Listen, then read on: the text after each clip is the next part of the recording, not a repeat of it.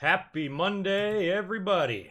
June 4th, Monday Night Raw. How's it going? We already got a super chat in the house from Al Ramos. Thanks, dude. Ooh, IBS. Gnarly, I wish you the best of luck, buddy. Can you guys hear me? How do we sound? Let's find out. Alright, sounds good to me. Cool, alright, we're looking good. What's up, guys? Happy Monday, we're back. I didn't foresee any issues this week getting up here to do Raw, so figured we'd come and take a look at this. I don't know anything about the show, or I didn't until just a few minutes ago when I read the preview. Finn Balor, Kevin Owens, we got Strowman and Bobby Roode. We've got a tag team battle royal that looks like shit. The winner gets a title shot, and I don't even know what else. So, we'll see how bad it sucks. Yeah, the cats are out. Check down here in the chat.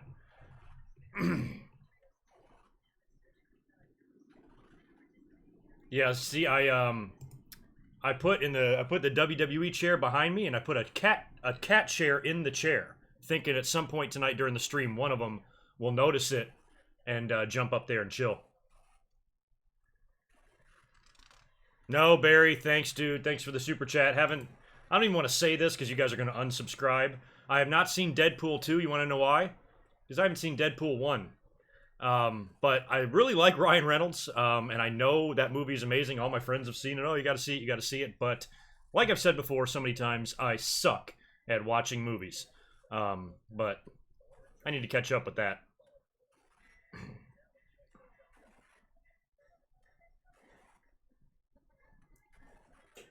Yeah, I'm not sure what else we're gonna have working for Raw. Damn, we've got hemorrhoids and stool softeners. What a great chat as always. Ramos, you started all this. There's just so much hotness on Modern Family. I love watching it just because all the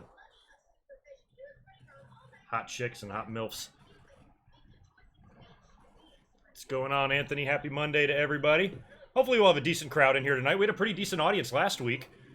20-something odd thousand views on the stream, so pretty good. Considering it was Memorial Day and the Raw was just fucking horrible.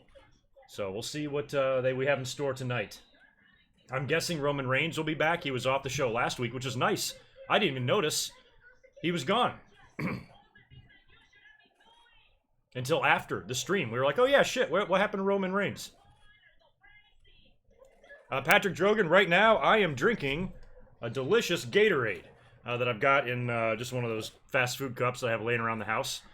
And I am going to open up a beer here in a little while. I go out every single Sunday night. It's like industry night with my restaurant people. So on any night that there's not a pay-per-view, I'm usually out with all of them. So sometimes on Monday, I'm not feeling too good. So I want to keep my drinking too as light as possible tonight. But I'm definitely going to have a beer, especially once Raw gets underway here. We got Elias kicking off the show. They have announced his match with Seth, right? At Money in the Bank? Is that actually happening now? Good for Seth. I say, or good for Elias. I say put the IC belt on Elias and push Seth to Brock at SummerSlam.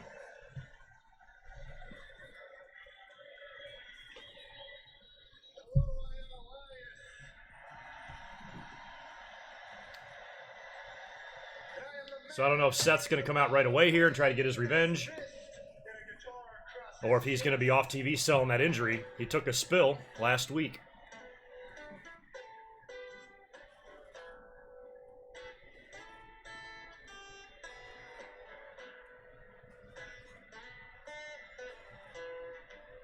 IC run seems likely for Elias, although I wouldn't have any problem with Seth keeping it going right into SummerSlam. He's done that before, remember? John Cena, he had the US and World title, he won them both. Why not do it again with Brock? IC and World this time, or IC and Universal. If not, give it to Elias. Thanks, David. Smash that like button, everybody. We always wind up with a really good amount of likes at the end of the night, but it's usually a slow start, so hook me up. Smash that like, smash the subscribe button. On the road to 20,000, should be there soon. James, tell me something I don't know.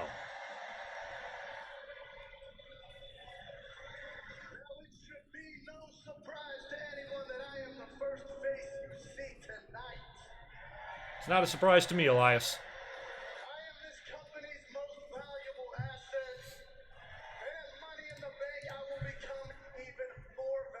Shoot over to Twitter. Feel free to tweet me tonight, by the way, at GoodMicWork. Shoot me a follow. I'll try to respond to some stuff if I can. I got multitasking going on. No, no game tonight. There's a hockey game on, but I don't have it on the TV.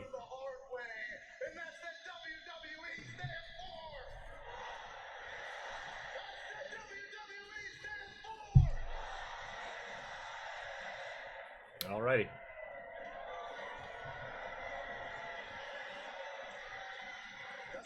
I use steroids? Do I look like I use steroids?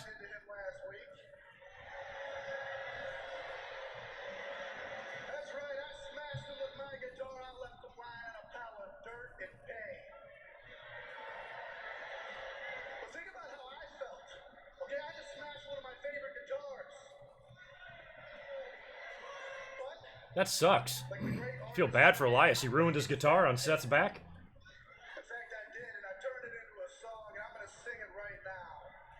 Seth's back is an asshole to guitars.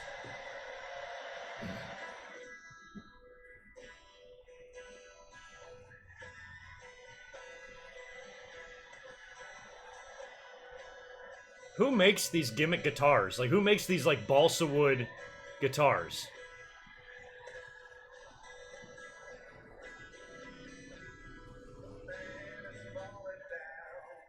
He's just replaying it over and over?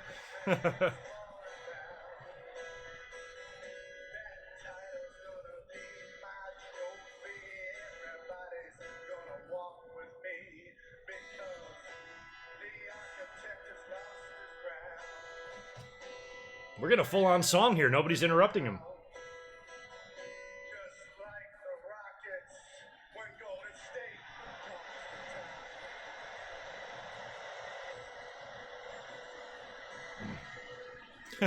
There's a random, let me just shit on All In for some random reason comment in here. That's nice. Oh, there's Seth. He's hobbling out there.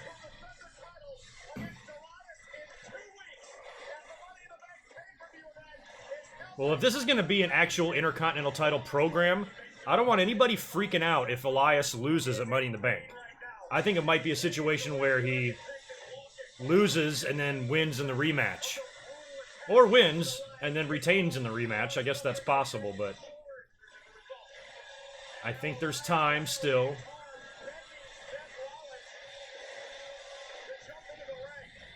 I mean, if they do, for any reason, want to build Seth for Brock, he can't be going down clean to Elias on the road to that, you know what I mean? So Elias is going to have to do some shady shit to win the title. Or Seth just keeps it, and Elias is just an opponent for him to beat on his way to SummerSlam. As he circles the ring right now, by the way. That's where I'm at on Raw. Or it's possible that Seth doesn't even go to SummerSlam to face Brock at all, and it's just a bunch of rumors and bullshit. But a lot of things to look at here. If Seth is not working with Brock at SummerSlam, I don't want him losing the belt. I love him as Intercontinental Champion. I think he's doing an awesome job.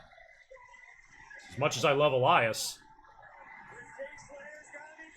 if they don't have Universal plans for Seth, I'd like to see Seth keep the IC belt for the rest of the year.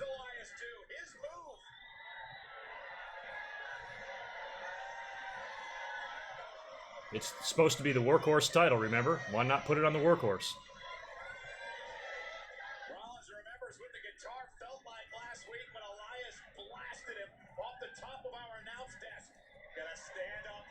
Elias, you can't... Seth has a chair, you dumb shit. You got a driftwood guitar. I think Seth's gonna win. These guys could be fucking twins. They should be a tag team.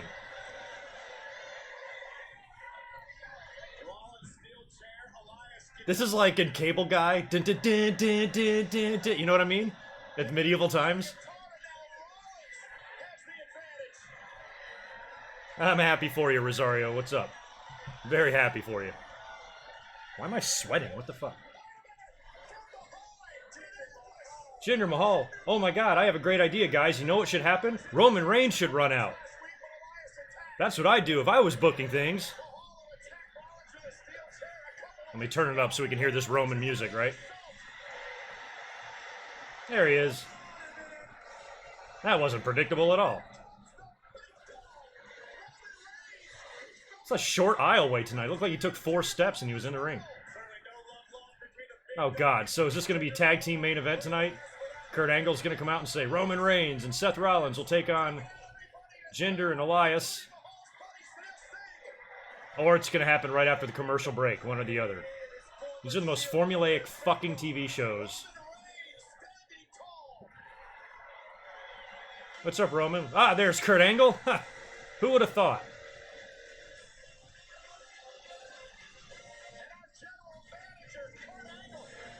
Don't worry, I'm not a genius. I've just been watching wrestling for a couple of days.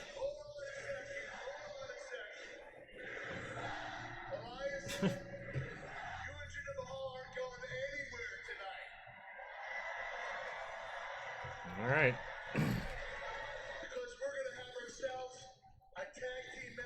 A tag team match?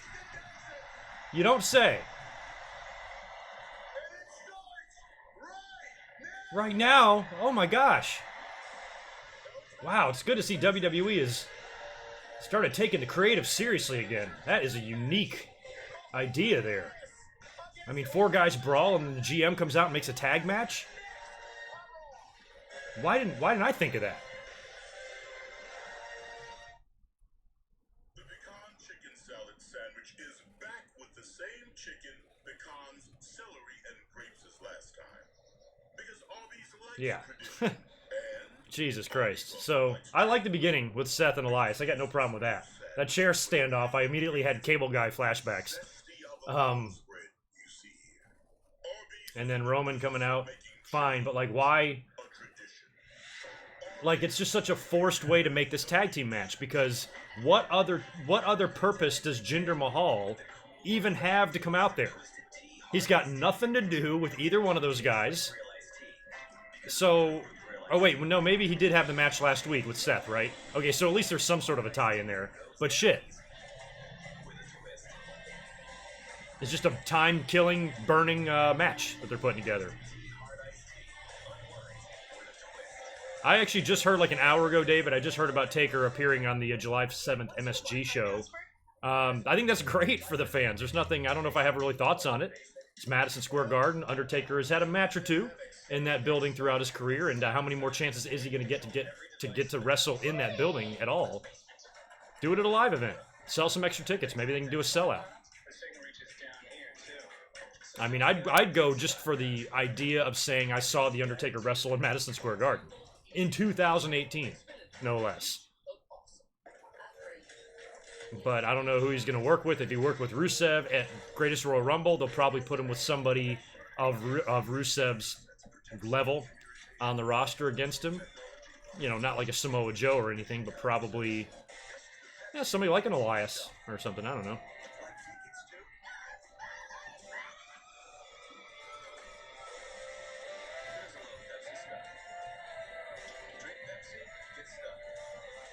Ooh, Hot Pockets. Enjoy. I don't even remember the last time I had a Hot Pocket. It's been a long fucking time. There's something, I have like this aversion, and I'll eat anything, like, I don't care. I'm not like a snob, really, even though I know a lot about food and I cook a lot. But there's something about, like, frozen, like, microwaved dinners and shit I won't touch.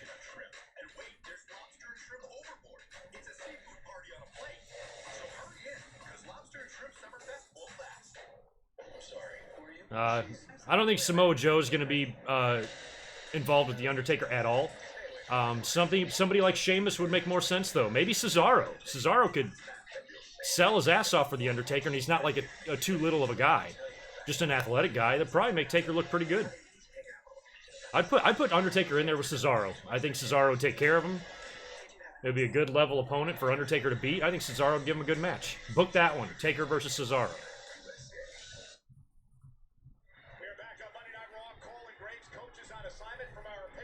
Oh, David Otunga's here? I didn't even notice.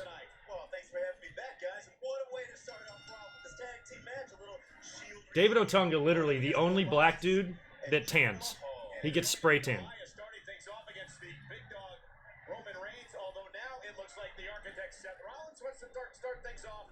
I mean, it's 2018, and we have a tag team match where all 4 guys have long hair. It's like 1997.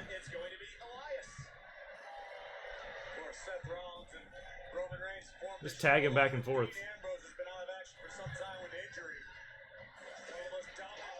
Not a fan of Jinder's gross hairy legs.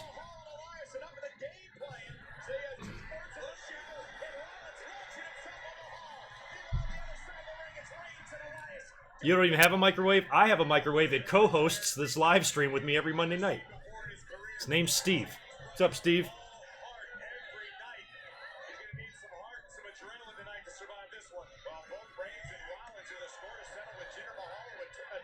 Actually, maybe his name's Dave. Microwave Dave.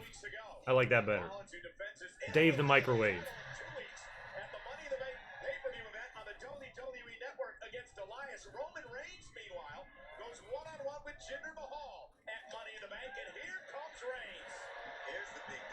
Yeah, Cat, it's like just all this processed shit, you know, it's not good for you. I'm not above eating some garbage if I have to in a hurry, but if I have an opportunity to cook or make my own dinner, that's what I'm doing. And I've never done the meal prep thing because I've never had a job where it's really been necessary.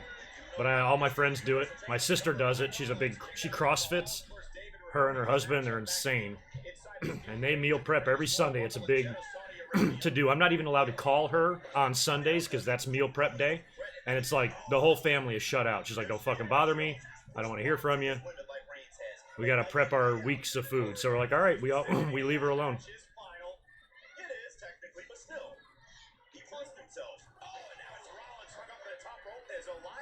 So what happened last week? We had Jinder won that match, right? But via DQ. And Elias kind of got the last word on Seth after that, and Roman was not on the show, so I guess I'm going with the babyfaces to win this match. Jinder and Elias pulling off the upset would be cool, but I think I'm giving it to Seth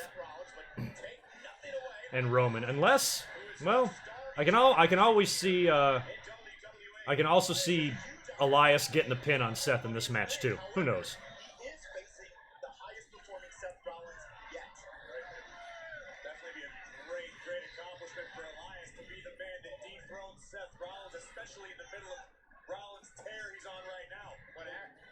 Yeah, Kath, I am sick and tired of you not living in San Diego, so just move here and then y'all can hang out all the time. You can go over there and prep that shit with her.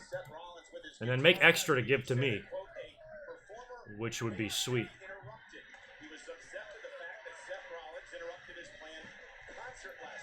Oh, you haven't been here in a while, Nova? Well, I'm offended. What the fuck's wrong with you? I'm just kidding. I'm gonna check on things over here. Alright, I got a deal. What do we got? 150 or so in here? Mash that like button. Likes are pretty lame on the video.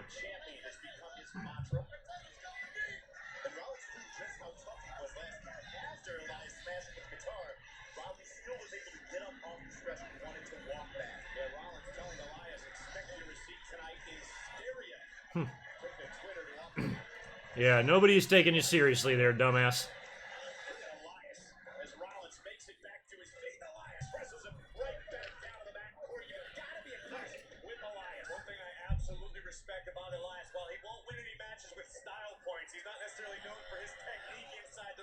Shut up, Corey Graves.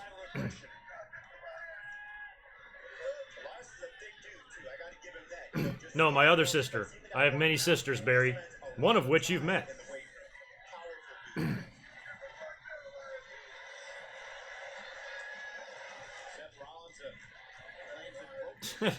Good microwave work. That's a good one too. Yeah, that's what I never would have thought we'd on a random live stream we'd be naming microwaves, but you never know what's gonna happen.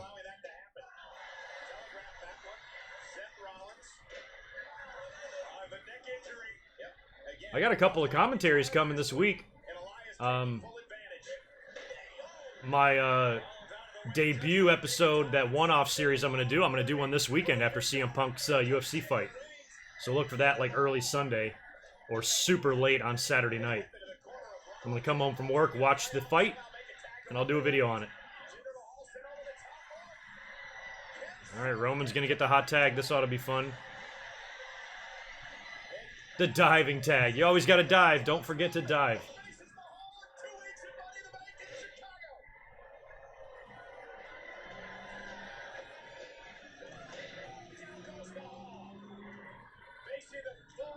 See, WWE, another dumb thing they're doing with Roman is like, I was guessing that they're putting him with Jinder to maybe, well, if we put Roman with somebody that's hated worse than him, maybe he'll get cheered kind of thing. But that doesn't even make sense because the fans don't, it's not that they hate Jinder, they just don't give a shit about him. So his matches with Jinder are going to come off as boring because I don't think Roman Reigns has boring matches when he's in there with an opponent we give a shit about. But when you work with somebody who the fans are quite indifferent about, like Jinder, it's like, who fucking cares? I don't care about this match at all. Like, if I'm going to have a popcorn break or a piss break during Money in the Bank, it's probably going to be during that match. It's literally the least important match on the card. Maybe aside from Sami Zayn and Lashley.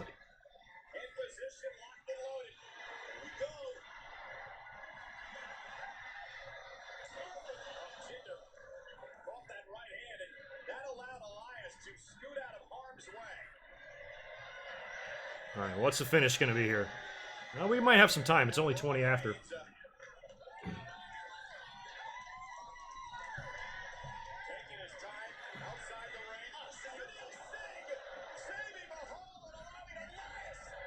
Alright, well, Roman's down.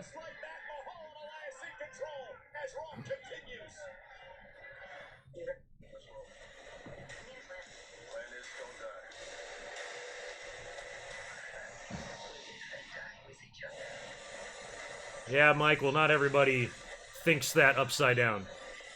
Point is, like, Jinder just isn't... Nobody wanted him champion. We hated his title run. We've rooted against him in every match that he's been in. The fans, he doesn't get over in promos. And it's not like Roman Reigns where they boo him loudly. They don't do anything. Like, the fans don't have a whole lot of reaction to him. They have a little, but for the most part, they just don't care. So putting Roman in a feud with this guy... WWE's like, oh, maybe he'll get some cheers. No, he's going to get a lot of silence, which Roman never gets. Roman never gets silence. He always gets very, very loud boos with some cheers sprinkled in there. But when you put him in there with Jinder, it's going to be like, the fans are going to be like, okay, is this shit over? Like, who fucking cares? Don't care who wins. Doesn't matter. It's a meaningless feud with nothing on the line. Nothing, you know?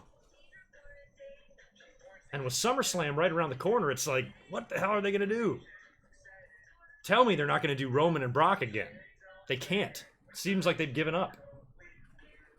That's why I'm like, I hear these rumors about Seth Rollins. I'm like, shit, yeah, I'm on board with that. I don't know what the opinion is out there in the fucking circus of the IWC, but I like the idea. Sue, I think that little fella got injured somehow. I don't remember how or when the hell that happened. He got hurt, and he's disappeared, leaving just one of them. Still don't know who's who.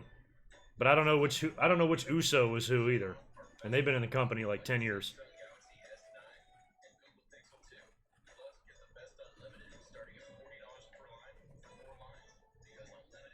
Alright, so when they celebrate in the streets, take a cell phone video of the celebration and send it to me. I would really like to see it. I'm not going to hold my breath on that. Besides, he's not winning. Roman's going to win.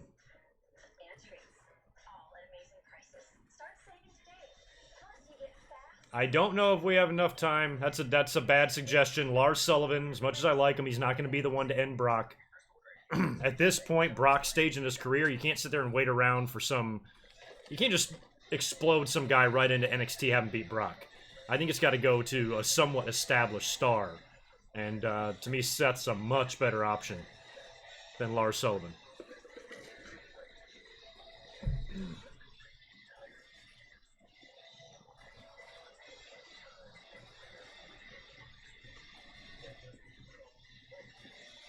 Oh yeah, the fun... oh, the Roseanne cancellation. That was a fun story. Yikes. I'm sad the show was over. I thought it was a pretty good show. The reboot was really entertaining. And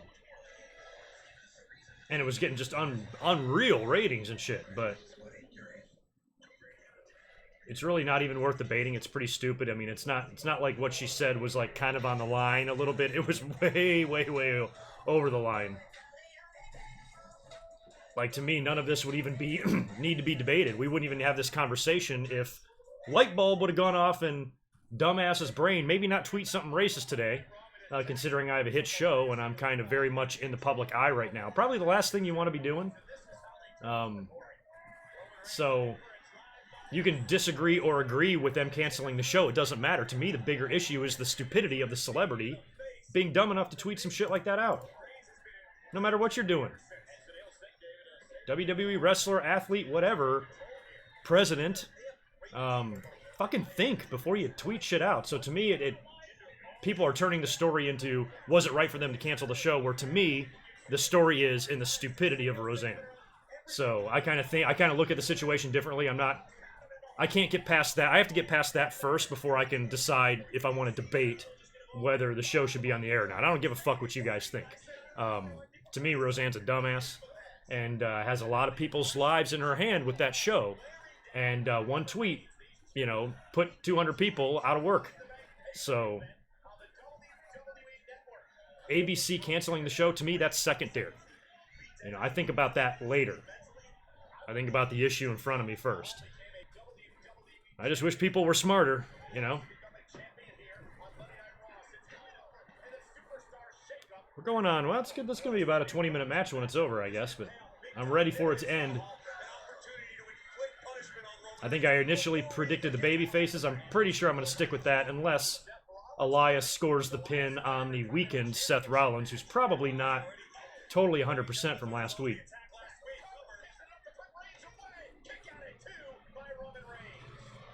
Vicious guitar shot from Elias across the neck and spine of Seth Rollins inflicted a great deal of damage, and you're right. Elias would love to soften Seth up before Chicago. I think he's already softened up. He got softened up last week.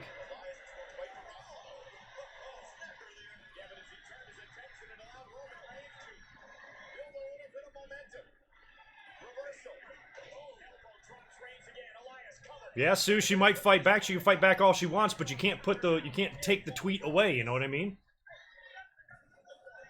Frequent tags by Elias and Jinder working very well, as David mentioned earlier, as a team here. And they're doing a great job just wearing Reigns down, just keeping him right in the middle of the ring. Common enemies. How many different colored vests do you think Roman owns? I don't even notice how many. I know he's got a red one, right? And this one looks blue. He has other colors. Does he have like a yellow? I'm sure the vest department keeps him hooked up. Who was it that years ago? Didn't somebody call him Outback Jack and Kevlar or some shit? That fucking cracked me up. I don't even remember who said that line.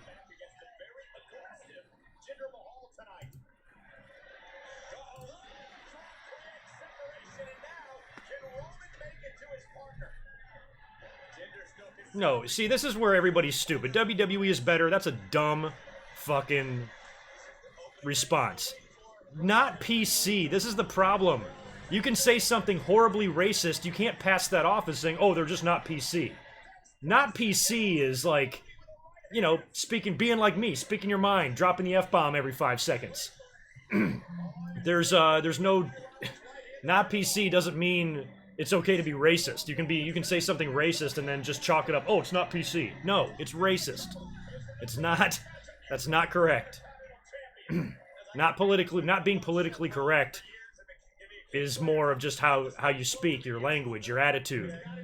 You can't say something racist and then chalk it up to that. That's stupid. I got a bunch of texts.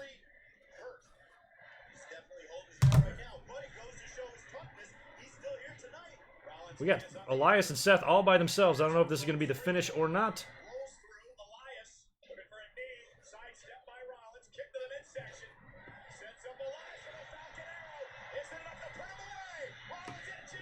All right, Jinder with the save. Another example of fantastic teamwork from the modern-day Maharaja coming to the aid of Elias. Looking for the Colossus.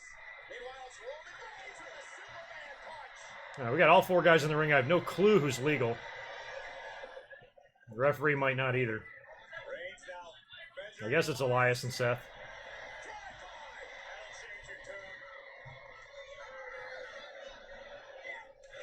Oops. Rollins gonna hit the stomp here, or what?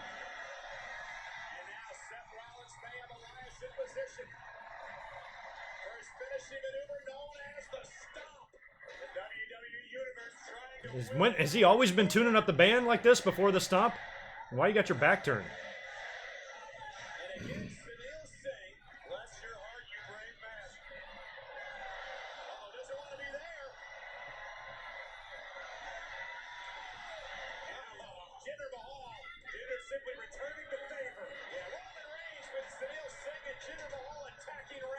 Yeah, Reigns into the stairs and then into the crowd. Are they gonna brawl into the crowd now? So it looks like Jinder and Roman might cancel each other out. We got Seth and Elias all by themselves. This might be it for Elias here. No, maybe. Oh, Jesus.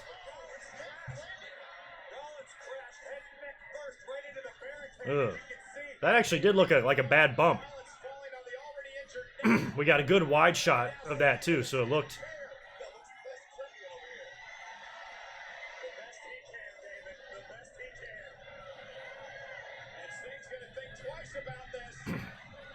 Yes, Singh.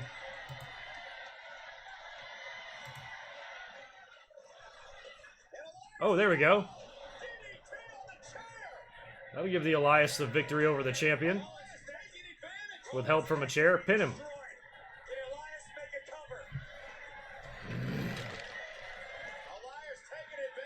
Well, if you don't cover him, he's going to kick out.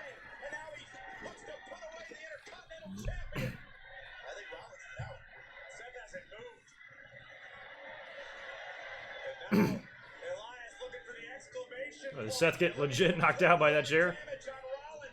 Oh yeah, that's going to do it. That's going to do it.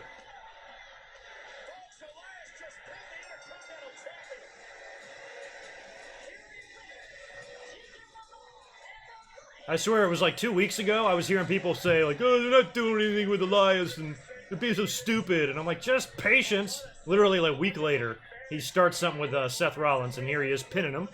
And he's got a championship match and Money in the Bank. Just fucking relax, everybody.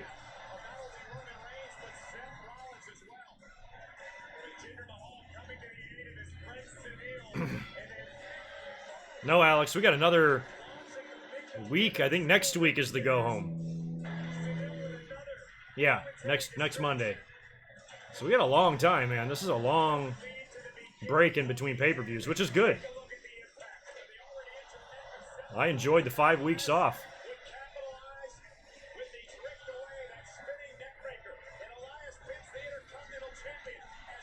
Well, Seth took a hell of a bunch of bumps in that, that's for sure. That shot on the barricade. DDT on the chair, and then the finisher.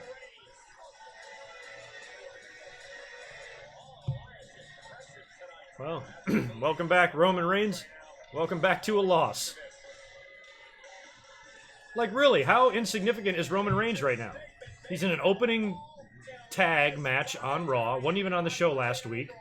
He's in a completely meaningless program with Jinder Mahal.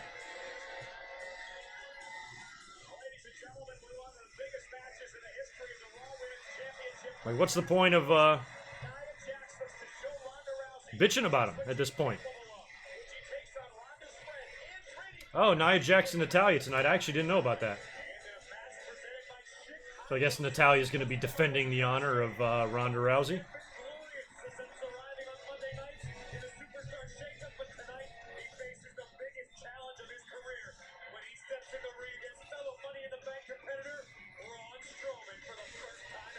Roode and Strowman, that's kind of a strange match. Big-ass tag match, Breezango B-Team, Ziggler and McIntyre, Revival, Slater and Rhino, Ascension, and Titus Worldwide. That is a 7-team battle royal. Winners get a tag team championship match. Doesn't say where or when. I don't know if I like the idea of Ziggler and McIntyre being in there. I don't want to see them. I want to see them just be an alliance, not like a tag team in the tag team division. Fuck that. Shit, they'll probably win. With Drew McIntyre in there, are they really going to want to dump him over the top rope?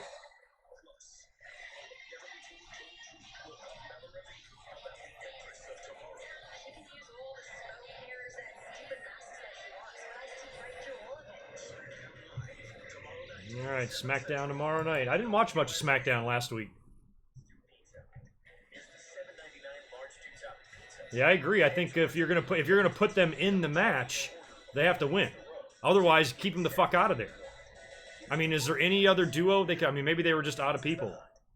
They needed one more team or something. But I say, if your plan is to have one of those other teams win, Ziggler and McIntyre got no business being in there. I think the B team should win, or actually, I don't even care who else. I'm not really a fan of any of the other teams. Not even the Revival. They were better. They were more fun in NXT. Yeah, AOP. There you go. Maybe that's the reason, the same reason I mentioned about McIntyre and Ziggler. That's probably the reason AOP's not in there. Because if they want to give another team a title shot, you don't want to put the AOP in the Battle Royal to have them be tossed out with their badass persona. So same goes with Drew McIntyre. He's a guy that we're hoping is going to be like a main event player. I don't think he should be tossed out of a tag team battle royal. So I'm going with Ziggler and McIntyre just based on them being in the match. Unless one of the AOP guys is hurt. Well, I mean, they also, it's very possible that they just creatively haven't come up with a direction for them. So they're showing up every week on Raw, hanging out in the back, eating catering, playing video games with Xavier Woods, and they don't see their name on the board. Unless they're in a dark match or something. They'll get their time. I'm sure it's just a matter of, well, we don't know what the fuck to do with them yet. I mean, you got a babyface tag team as champions right now with Hardy and Wyatt, so seems likely that the Authors of Pain could start something with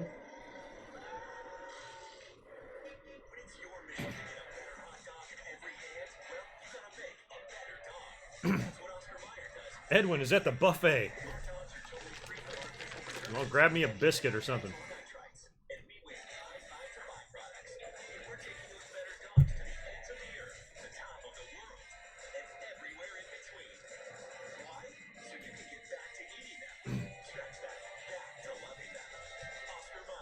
It's a nice sunny day here, sunny, warm, summer day here in California.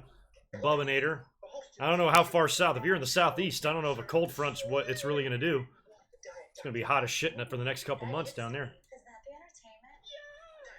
Barry, I'm working on that. This, well, I've got a couple other videos planned, so I've decided that I'm probably going to place that near the end of June. It's either going to be before the 25th, or it's going to be like the 29th. I want to get that near the end of June because I'm going on vacation, and so that will be like a recent video that'll be on the channel. They're simmering because I got lots going on. I got a video, I got a This Day in History / pay-per-view review coming up on the 13th and the 28th. So the Vince DVD I could put in between them, but I want to keep it. I'm leaving on July 8th for my trip. So the closest I get that DVD review to that date, the better. Oh, Bruce Pritchard. Oh yeah, Bruce Pritchard is there. It's in Houston. How about that?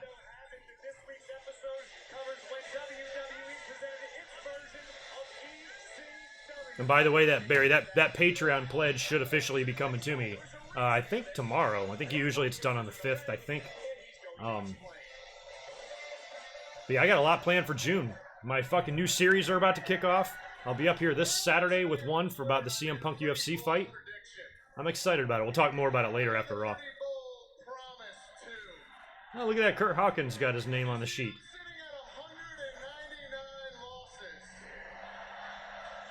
Oh, is that what they're saying? He's had 199 losses? In a row, but there won't be a 200. Because tonight we're not victorious. Everybody. All right, is somebody coming out here that's like injured? We'll get a free taco. Are they really giving away tacos? Oh, Jesus. I didn't even see that. Where'd the table of tacos come from? Let's get to know you. What is your name? James Harden. That's funny. Is this jobber gonna beat Hawkins? What a coincidence, huh? James, where do you happen to be from? Right here in Houston, Texas. Wow, that had to be a nice little commute, huh? Well, James, I want to thank you for coming out here tonight. Damn, 54. You're gonna be a Yikes. history. Well, I think James Harden might get the victory here. I mean, that's basically the only similarity, unless this guy's gonna. So nonetheless, Why the tacos? everybody in the arena, and Kurt Hawkins can end his 199-loss losing streak here tonight against James Harden, a Houston product. Are we included in the taco recipients? I hope so. Let's do it one time. I'm for Kurt Hawkins. Like, I wonder when they take those tacos back if people, like, sneak one and eat them. One person somewhere with a right hand. I'm assuming they're shoot tacos. Your team is here tonight 'cause I'd like to get They into look like it. James Harden since Booker's into the Houston wrestling scene.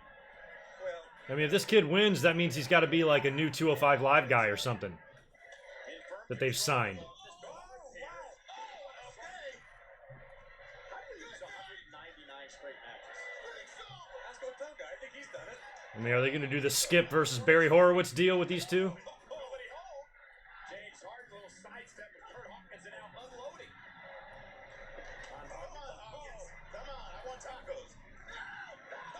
Hawkins turned him inside out. And Kurt Hawkins about to celebrate. It's about to be tacos for Is he really not going to have to win or lose 200 in a row? I mean, what's the point of this match? Oh, there we go.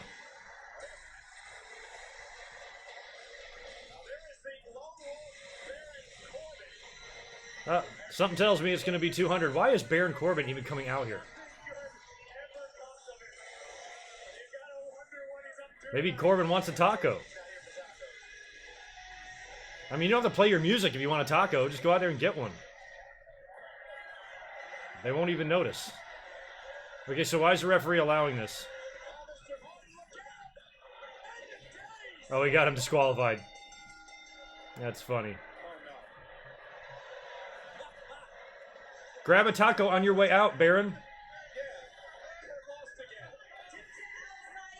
The ones in the middle look like flour tortillas, and the ones on the end are corn.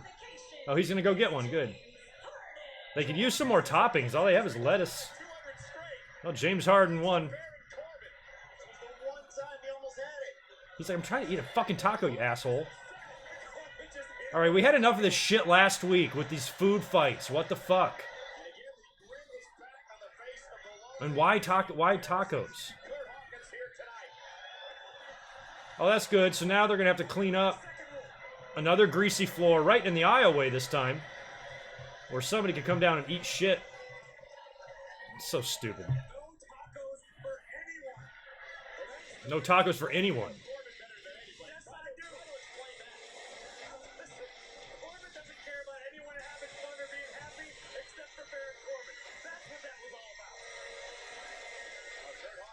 But why would, like, what's the point? Why does Baron Corbin... I've never even seen the two of them together. Nice punches, Natalya. Yeah, show her how it's done, Ronda. Jesus.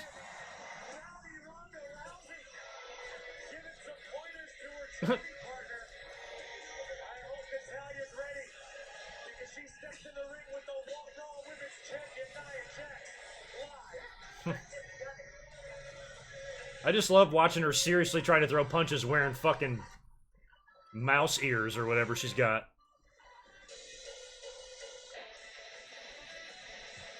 Definitely think there was some cheese and meat in those tacos for sure. What's your Wi-Fi password? Wi-Fi's ordinary. Basic. I mean, that's like 2 weeks in a row now. I mean, we had that big-ass, that stupid-ass food fight last week, and they're going to come and pull the same shit again? They think it would suck less? Ay, ay, ay. Ay, ay, ay. This fucking show. We'll see how it goes. See what the feedback is on it. Later on. Yeah, hit us with a subscribe if you haven't yet already. We've got a few tonight. It's your first time stopping by. I'm usually up here just hanging out, acting stupid during Raw. Talking about nothing. Naming microwaves and talking about IBS. It's usually a fun night. Lots of intelligent conversations. I see. Did I catch a score of the hockey game there? 1-0 Washington. They're up, right? They're up 2-1 in the series. I've only been eyeballing that one. Watched the game last night, even though I knew it was going to be a blowout. I think any hope of the Cavs, I mean, they're already huge underdogs, but the way they played that first game, I'm like, shit, you steal that first one, now we've got a series, but any hope of them winning, dribbled away with fucking J.R. Smith running out of there like a dumbass. What's his face? The guy who shot the free throw. He could have also just made the free throw. That would have been enough to win the game as well. I cannot believe that game slipped through their fingers. And the coach can say, oh, we're not broken and we're not, you know, deflated. Bullshit. Yes, you are. I would be. I think, you know, Raw's in Houston tonight.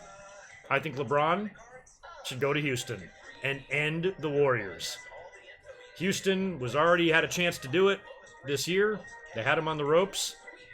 You add LeBron to that mix with James Harden and a fucking point guard. Oh my God. I'm telling you. That's where I'd go if I was LeBron. He can do a press conference and say, I'm going to rocket myself down to Houston, or rocket my talents down there and join the Houston Rockets. Oh yeah, George Hill missed it. So yeah, it sucks for him too. But I swear, J.R. Smith, all he had to do is just, he didn't really have a lot of guys around him. Even if he missed the shot, he probably would have been fouled, which would have taken him to the line for 2. Hit one of them. The game's essentially over. I mean, there's probably still 1 second left, so Curry could hit a backwards full-court three-pointer to win the game. But aside from that, you know, they've taken a 1-0 lead, putting all the pressure on the Warriors in Game 2. And if the Warriors were, you know, somehow coughed up Game 2, that would be quite the turnaround. So that one play, after LeBron scoring 50 points and winning and outplaying the Warriors, that one play, to me, ended the series. And I'm usually not, like, pessimistic like that. I'm usually like, oh, you know, maybe Cavs can bounce back and at least make a good fight out of it. I think they're going to damn near get swept here. I think they could go down in 5. And LeBron can just get the fuck out of Cleveland. I would. Kurt, you love to be on the phone, man. It's like your fave. Baron Corbin. I'll explain that later. There's something else I want to say. I see what's going on around here. Week in, week out, I continue to get overshadowed and not given any opportunity. Baron, I don't like the way you go with, like this with your hands when you cut your promos. Fuck off with that. And I spoke directly to Stephanie McMahon. And she wants me to give you this message. Due to several questionable judgments made recently on Raw by General Manager Kurt Angle, I'm going to establish a new checks and balances system. Therefore, I hereby appoint Baron Corbin as the new constable of Monday Night Raw. Consider him Constable? my personal representative Kurt's to face. assist you in your overall duties. Sincerely, Stephanie McMahon.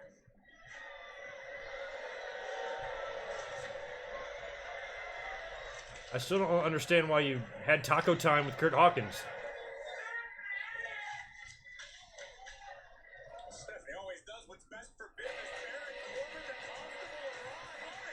Why Baron? I don't even understand what the fuck that even. What the point is.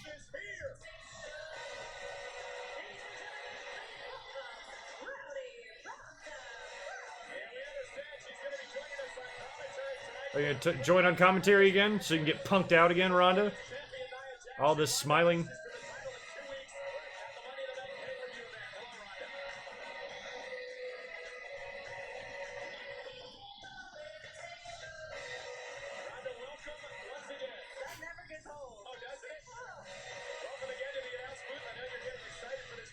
Yes, he's the constipation of Raw. Nia Jax.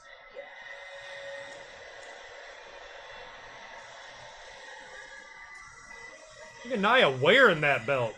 Good job, girl. Shit's all the way around her waist. You know, one site I always wanted to see back during the Hogan and Andre build for WrestleMania 3, Andre went and had his own belt made.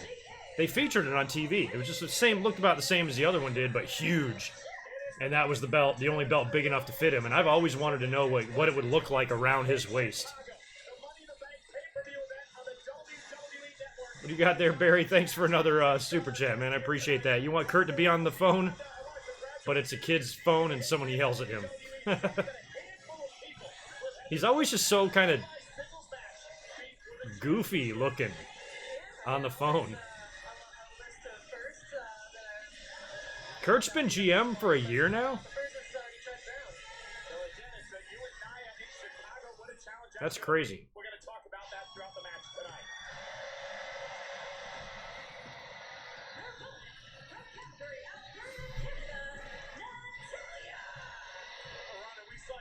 Yeah, Vash, that's just a, you know, just a matter of taste, you know. I've only been eyeballing the NHL playoffs. I still have no problem with the NBA. A lot of people, if they have a problem with one league for any reason, it's usually because of, you know, a particular player or something. Everybody's probably just sick of LeBron, so everybody, that just makes the whole NBA suck for them. Just like WWE, you know, Roman's on top. Oh my God, everything sucks when, there's some good stuff out there. Just a matter of preference is all. I used to love the NHL playoffs. I just don't watch them much anymore because my Red Wings are no longer a factor. Once they get back in the mix, I'll start maybe paying more attention. I shoot up to Anaheim every now and then and go to some Ducks games. And now Nia and Natalya squaring off, and there's the collar and elbow tie-up and the power of Nia Jax. Hey, Ronda, now you said there may be some more women who are more deserving of this opportunity than yourself. Does that put any added pressure on you, you think? Yeah, but pressure's something that I'm used to. It brings out the best in me. Pressure's what builds up. No, Harry, nobody has probably gotten them yet because I just mailed them. I was like 5 days late on mailing those out. I was waiting for 2 addresses, and then I got that like last Sunday. And then when I put them all together, I was missing one, and I was looking around for that, and I just didn't want, I wanted to make one trip to the post office. So I didn't want to go until I had everything fucking found out. And then I was writing them all down that night, and there was one that I was missing, and I got his email, but I didn't have what shirt it was, and I'm trying to find it, and that took me another day to find. So, what's today? Monday? Oh, this week. You'll have them. They were all U.S. too, all the addresses. So. But Nia said she challenged you to this matchup because you are, quote, ripe for the picking. She wants to take you out now and make her name at your expense while she's still there. But the funny thing is about those shirts, I cleaned them out. It was great. I really wanted to get rid of them. I only have like a couple left that I'm going to keep, you know, for decoration purposes or whatever. But for the most part, I kind of got those things out of my life. Everything's up to Pro Wrestling Tees now.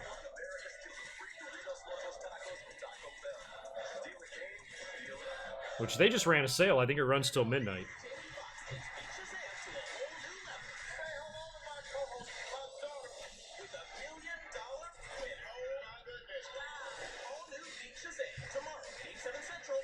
Beat Shazam.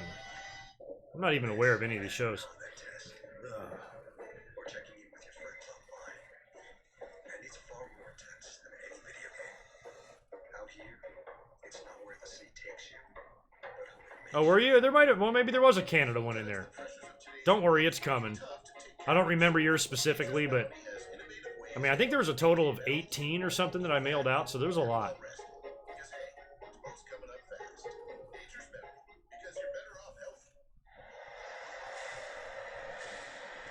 I'm hoping for the Red Wings, man, to bounce back. That would be nice.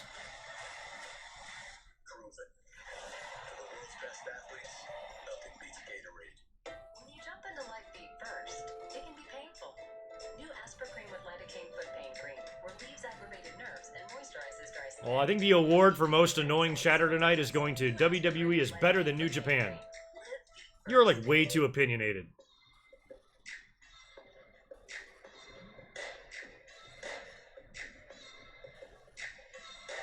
General rule of thumb is the more you claim to know, the less you usually do. You're so funny. What's wrong, Billy? My doctor says Zombie Fighter. I'm pretty sure yours was going to Michigan, right? If I remember right.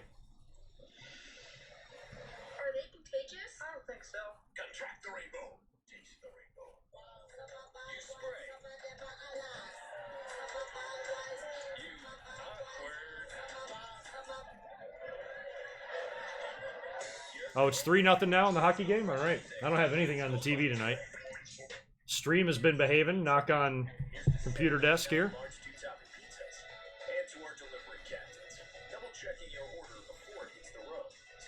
Man, I wish I could switch to Nitro. All those years, I used to tape Monday Night Raw on VHS tapes for years. Every single show. And it's great when I go back and look at them now. Because I've, you know, transferred all of them all over to files. You know, on my computer and stuff. If I ever watch one of those shows, you can see me flipping channels during commercials. It's great. I was like, back to Raw, back to Nitro, back to Raw. Because that's what you had to do back then. There was no DVR. I had 2 TVs, but the other one was in the bedroom. So, I remember it was a little like a fucking Magnavox before I got my big screen. And just constantly back and forth. Once Raw went to commercial, right over to Nitro. And it would suck when they would both be on commercial. That would drive me insane. Because I'm like, I finally have a chance to like get a look at WCW and the motherfuckers are on commercial too.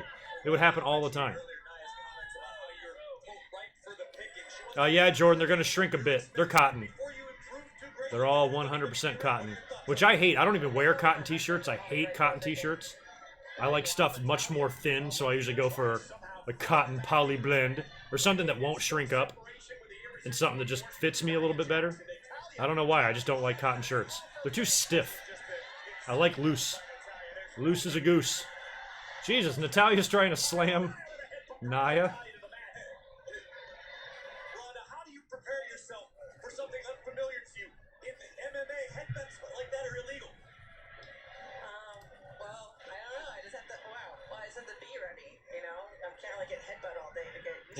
Anyone want Roman retired? No, I doubt it. Not me. Retired. Jesus Christ.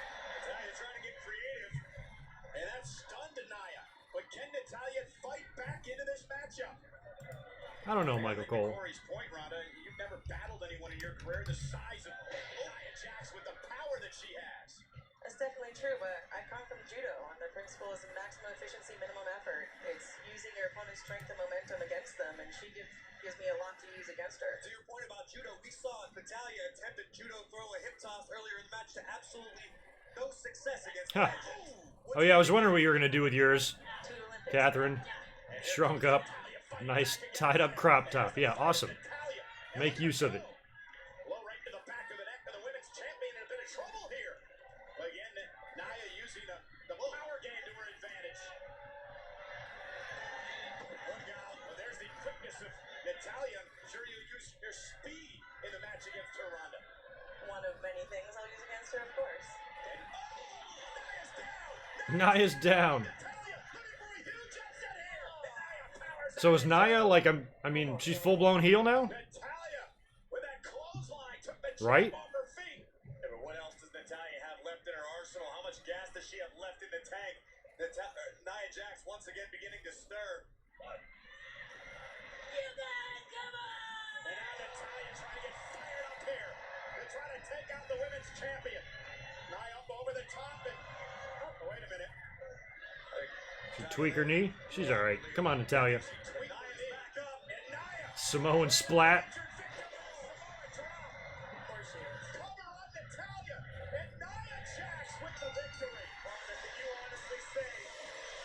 Yeah, I mentioned anti-Twister that scenario because I still think Natalya's due for a heel turn. I think it's weird that she went babyface when she came to Raw. So something is fishy there. All right, so is Nia going to try to attack Natalya some more, and then Ronda's going to come make the save, or what?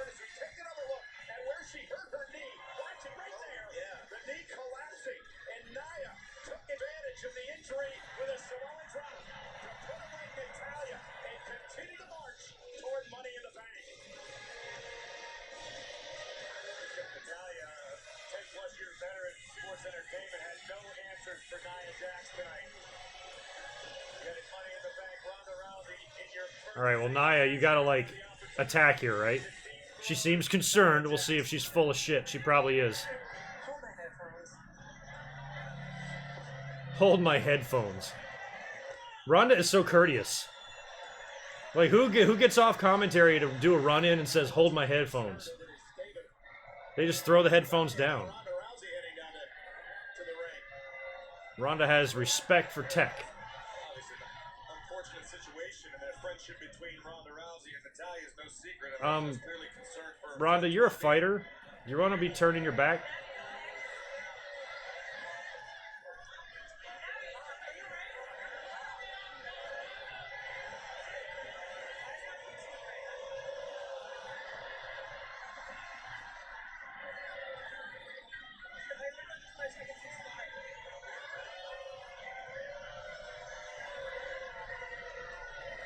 I don't understand why Nia was even acting concerned to begin with. You go in and attack. Now's your chance. Back is turned. Kick both their asses, Nia. Turn into a monster. Braun Strowman their asses. Put them both through a table.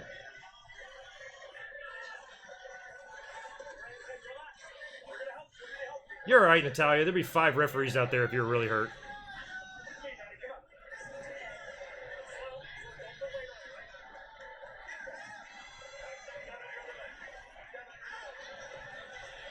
Oh, shut the fuck up.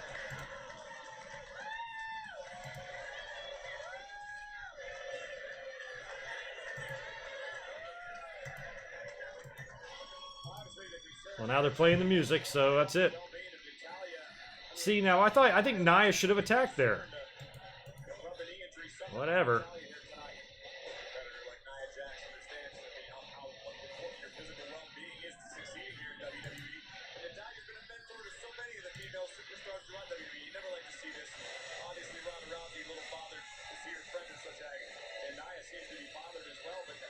See, now,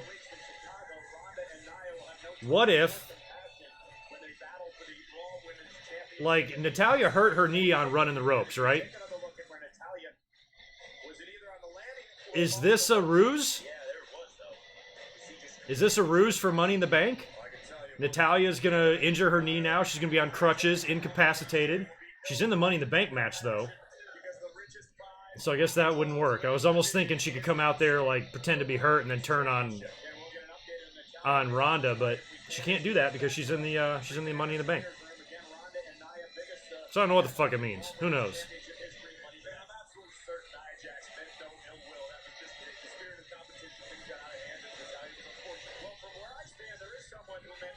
Hey, buddy. CM Punk trial is underway. I've read a little bit about it. Seems quite fucking entertaining. I'll talk about it a little bit later. And in this week's episode, too. Alright, so I don't know if Kevin Owens and Balor is next. Oh my god. Holy shit, dude. He was literally laying on the, Come on, get out of here, man. Oh, we're lucky we didn't get shut down.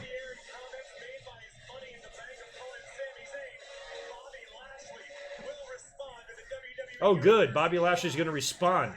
It's going to be a fun promo. I need a fucking beer.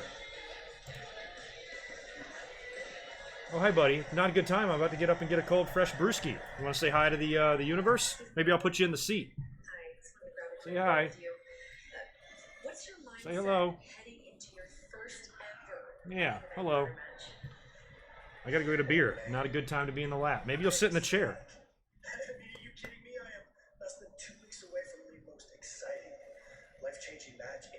Bobby Roode, man, I feel like he's going nowhere right now. I mean, he's not going to win this match tonight against Strowman, right?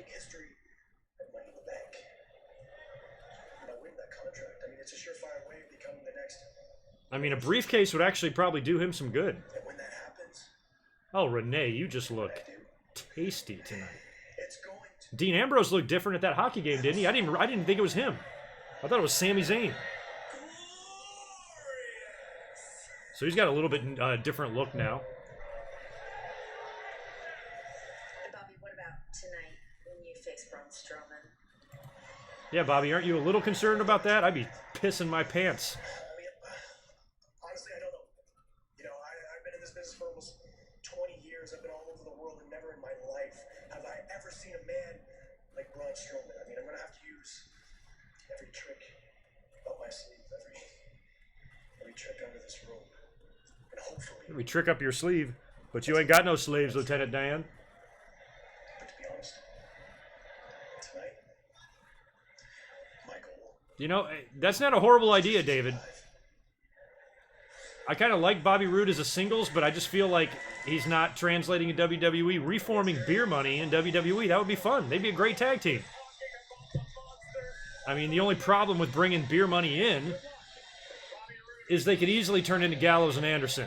Very, very easily. So that's the only thing that makes me nervous there. All right, this match is next. Here comes Braun.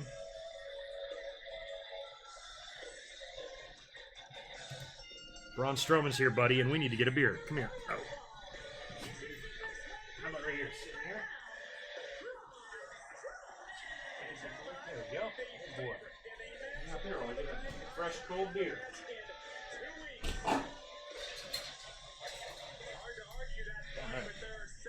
Yeah, buddy. Well, let's see if he actually sits in the chair. Hey, he looks perfect in the, just lounging, like you're a fucking model. You should be a cat model, buddy, I'm telling you. Fucking magazine cover, you.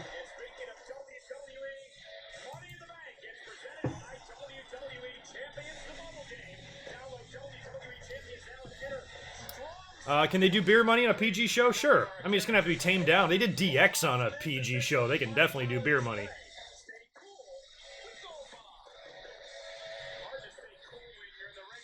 All the shit that DX did, oh my god.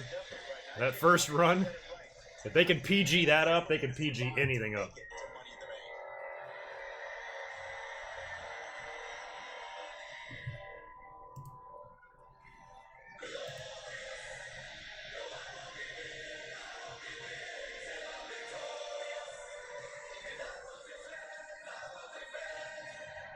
Yeah, I don't even think they would call them beer money, though. Like, I don't think they'd bring the TNA tag team over there.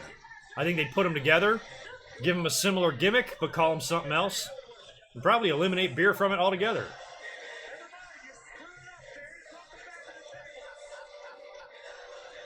I mean, Austin, he still drinks beer, doesn't he, when he comes out? What about the APA when they make an appearance? I don't think they're drinking Coke Zeros.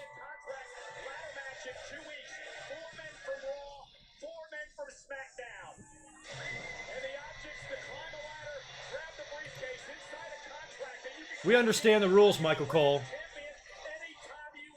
We're not fucking dumb. Why do you have to yell at? Why are you screaming at me? Why does he scream at us? We're not deaf. Dumb fuck.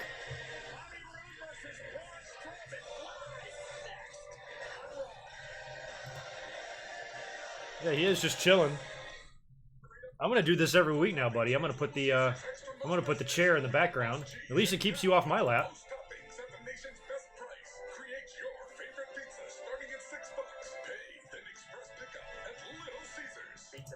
Weed money. That'd be interesting for the name for the tag team.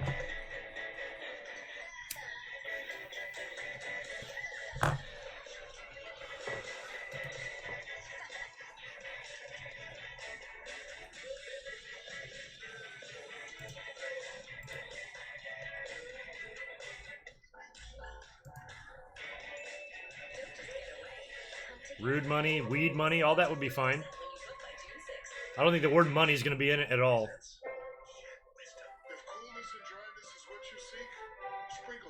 I think a combination of the two names would be better. Like, you got Glorious Money there. What did they do? Like, Glorious Storm, or I don't know, some shit. They'll come up with something. But I don't think that that's really a horrible idea, though. I mean, at this point for Bobby Roode, it doesn't seem like any singles run is really panning out for him. Unless he wins this briefcase. But do we want to see that? Do we want to see Roode cash in and be champion? I know we all like Roode, but is he really a guy that we're itching to see world champion? I think there's many other guys, you know, Samoa Joe, Daniel Bryan, Nakamura, Kevin Owens, Seth, even Elias. There's probably lots of guys that we would prefer to be world champion before Roode.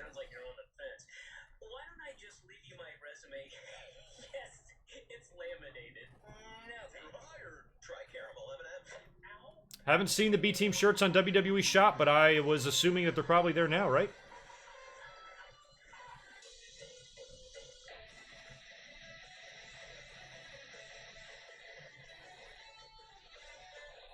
Maybe before, you know, Joshua, that's possible maybe before, you know, you put him in a tag team.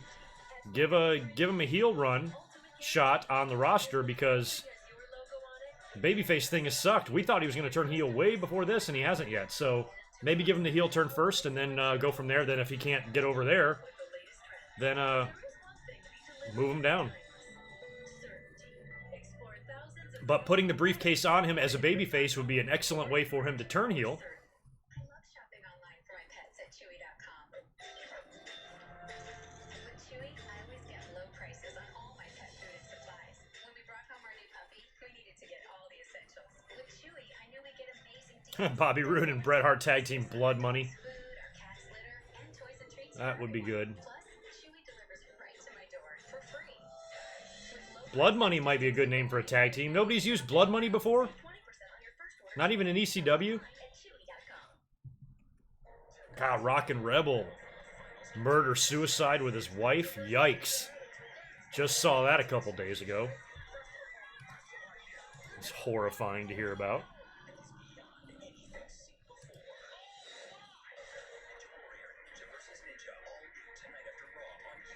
Oh, Dwight Clark died? He's the 49er that made that catch. That famous catch from Montana, I think. That's Dwight Clark.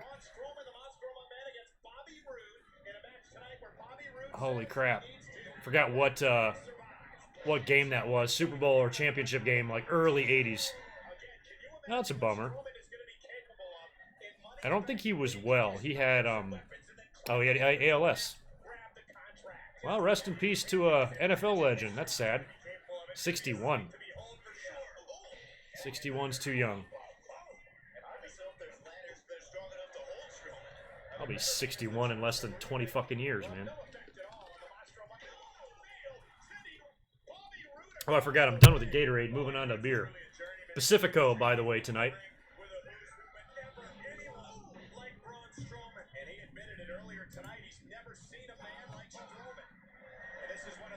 Well, Strowman and Roode here. I guess I should be paying attention to this match, considering I like Strowman a lot.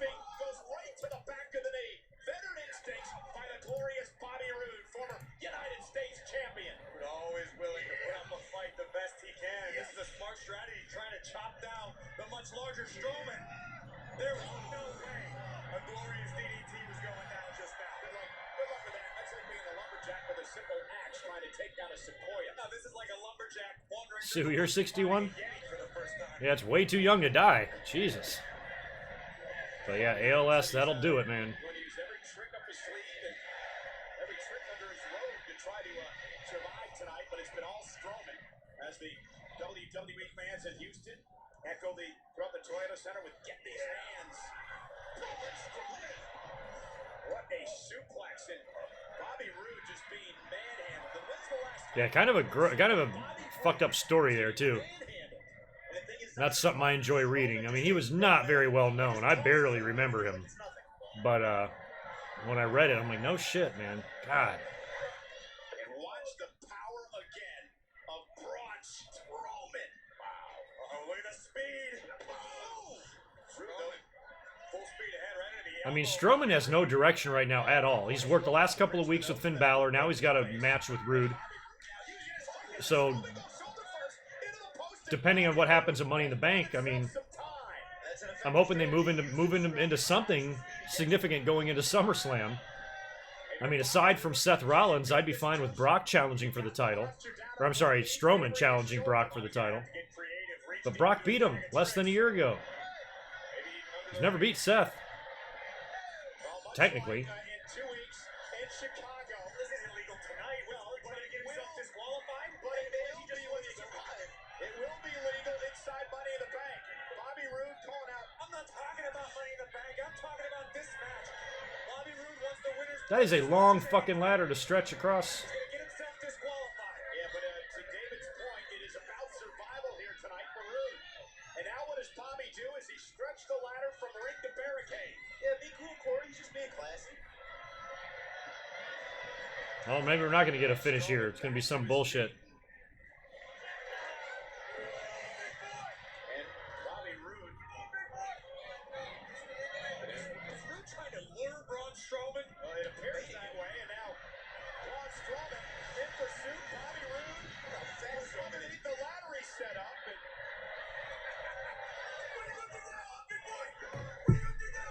Damn, Catherine, you actually could live. There's been a lot of people. Oh, shit. Bobby Roode, oh my god. He just crushed a gimmick ladder.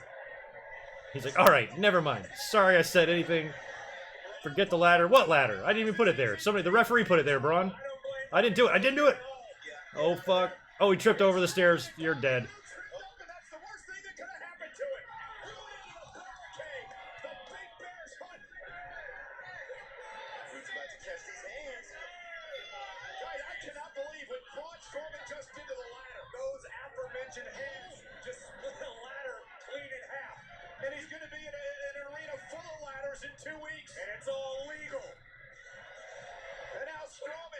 He's like, I'll just break this ladder with my fucking hands.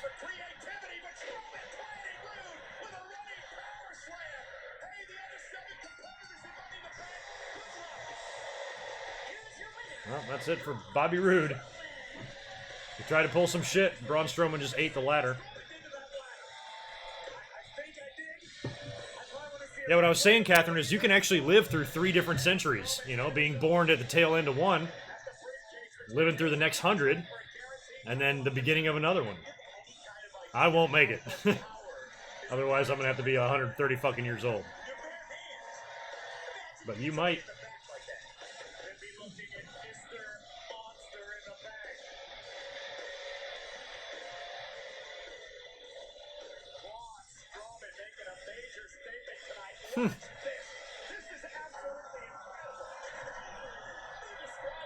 This ladder.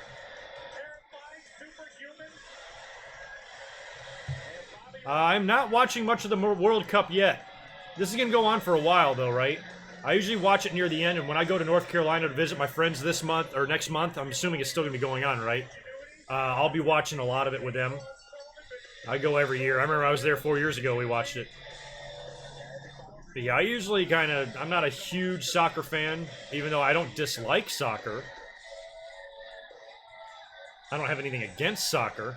I just usually don't really care.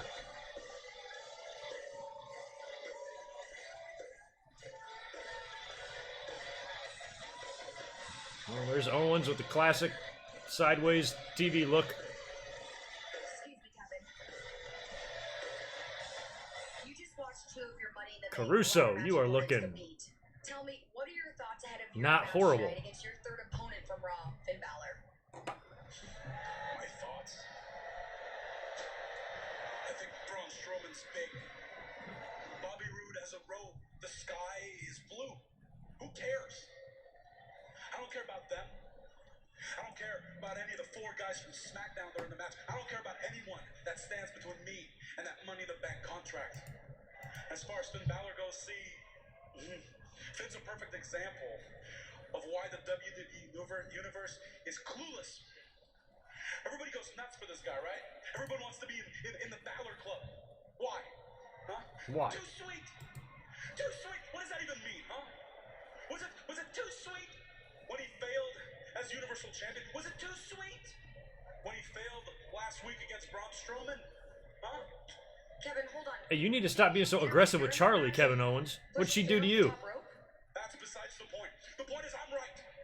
The point is She might need me to console her later after being treated that way. What I've known about Finn Balor for a very long time, and that's he's nothing more than a made-up Irish myth.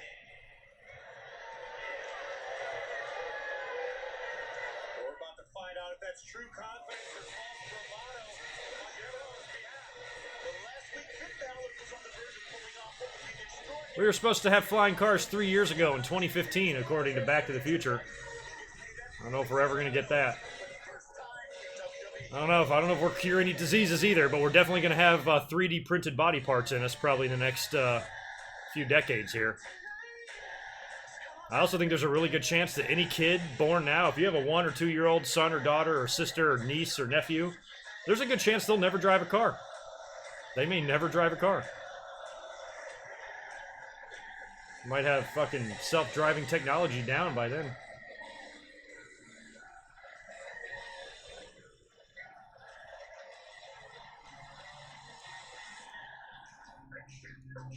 That would be really funny. They should. How come nobody's done that in like a Saturday Night Live skit? Have WWE referees ref like a professional sport like NBA or a football game. You know, they can get like knocked out or have their back turned and not see all this shady shit. That would be pretty funny. But if you had WWE refs in that Cavs Warriors feud, man, guys would be swinging chairs. I have no idea. Or I have no doubt. Draymond Green and LeBron going at each other with a chair from the bench. Yeah, they'd be swinging chairs at each other. Faux show. Let's go hand out some ripped chicken. Who's hungry? Bring it in. Just rip it. See, this woman is the best. She just shows up places dropping chicken off. A delicious chicken breast, so it's perfect for dipping. Get my ripping chicken, a side, and a biscuit for just $5.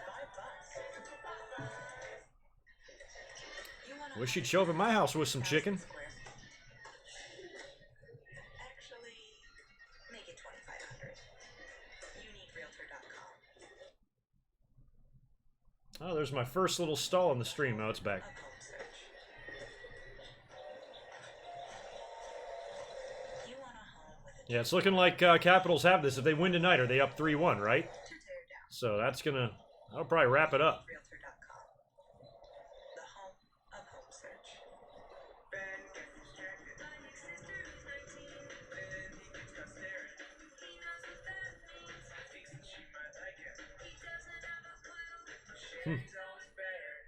Oh, I was not aware of that video, Bubbanator. Maybe somebody wants to tweet me a Charlie Caruso on a bed video. What time is it? Alright, we're about halfway through Raw. Not even. Not even? Shit. God. I got a pretty good audience in here. Just under 200. Smash that like button. Still lame on the likes. 82. At least get me to 100.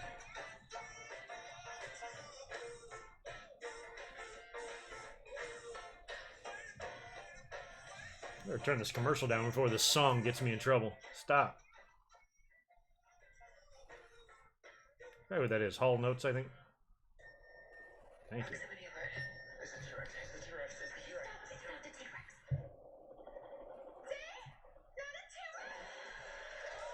Yeah, 3-1 for them. Yeah, they're probably gonna make it. It's about time. Ovechkin, he's still on the team, right? It's been a long time coming for him. I think he's been there a couple times, or he's come very close.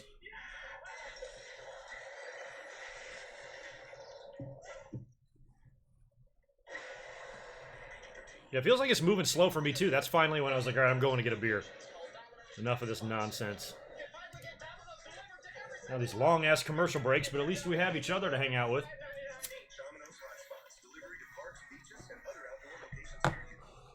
Last week we had so much going on with the basketball game too.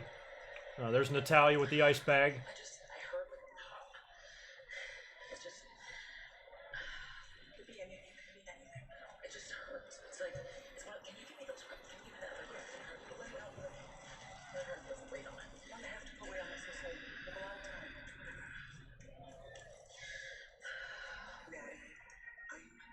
Now Nia's in there? I did not mean to hurt you. You guys are having a match. What the fuck is this? Haven't you done enough already? Okay, look at her knee. Not this way. So now Nia is a completely different person than she was last week. This isn't ballet. And she's just as much as my friend as she is yours. I think it's best if you just leave. Leave? I don't want to leave my friend. I would never leave her side. Make like a tree and get out of here, Nia Jax. I said enough. Nia, I know you didn't mean to hurt me. I know it was an accident. It was a match. These things happen. I need a minute to... Hearing a pop means broken. Hearing a pop usually means tear or blowout. Broken, you hear more of a crack. Look at these two. This is so fucking stupid. Start fighting. Right now, brawl. Gentlemen, please welcome the Raw Tag Team Champions, Matt Hardy and Bray Wyatt. Renee, can you get any cuter? Is it possible? She's gonna interview these two freaks? Alright. Training in dangerous territory.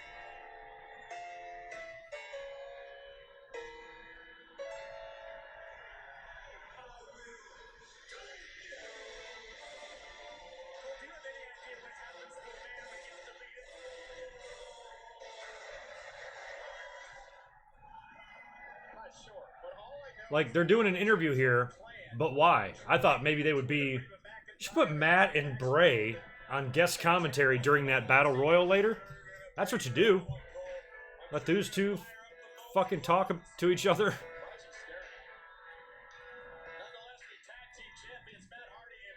Cole called King Maxwell King Maxwell. Cole, you dumb shit. It's Maxwell. Somebody tweet Rebby and tell her that so she can annihilate Cole.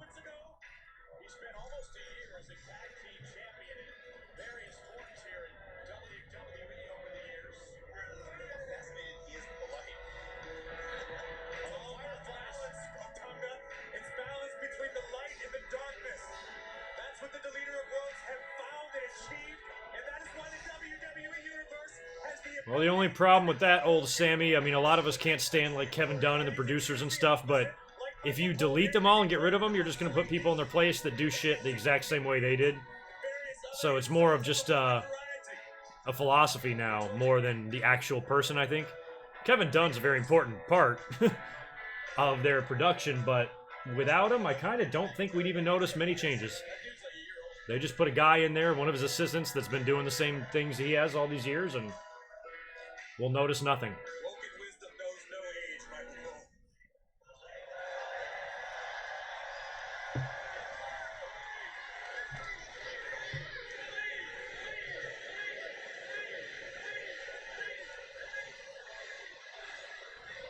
Gentlemen, up next is a tag team. Renee, be careful out there, baby. Which team will be facing you next? Watch out. Championships.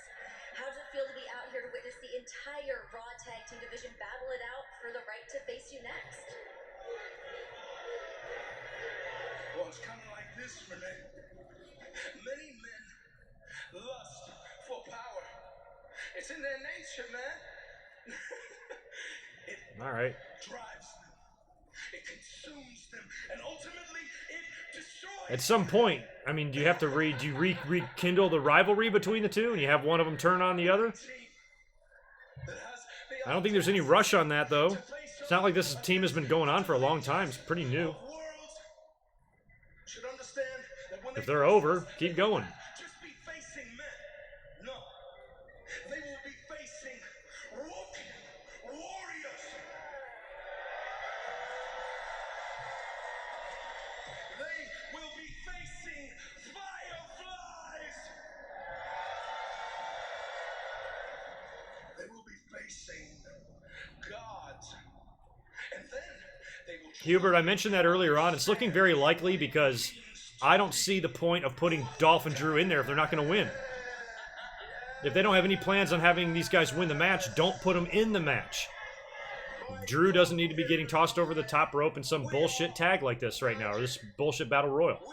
So I'm picking them. Our essences have traveled and transcended space and time. And now we stand before you all as the... I don't like the make sense argument. Pro wrestling isn't supposed to make sense. Look at these two whack jobs in the ring right now. Last October, remember? Bray Wyatt was supposed to be possessed by Sister Abigail.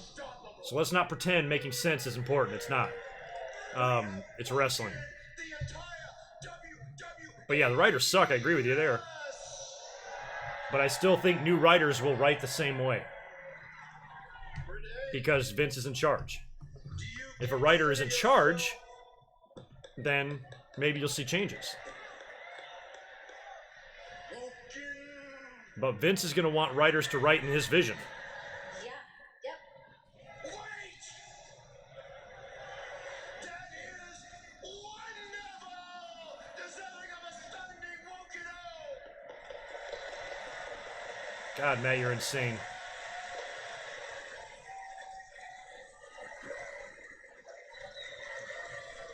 So it is time for this battle royale to commence. So Senior Benjamin, right? Let it be known that no matter what team wins tonight, first they will suffer, and then they will be deleted. You know, a full strength Bray Wyatt, you know, when he was title contender guy, you know, which wasn't kind of earlier on in his career, like a Bray Wyatt that's a big player on the card versus a Drew McIntyre, I think would be a good match and feud. Could be fun.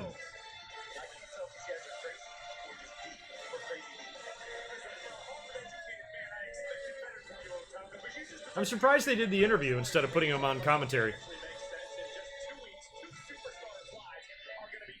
They should kick the other 3 guys off and have let Matt and Bray Wyatt commentate the Battle Royal by themselves. That's how you increase ratings.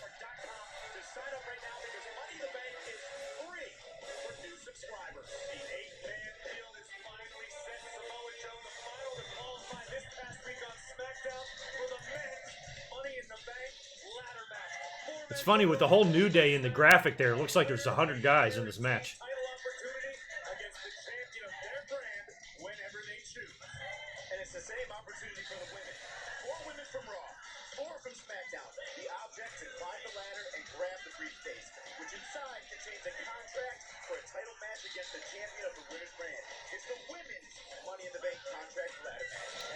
I'm thinking Lana, Natty, and Becky. Those are my top 3 picks for the women right now. For the men, I'm going Joe, Miz, or Balor as my favorites at the moment.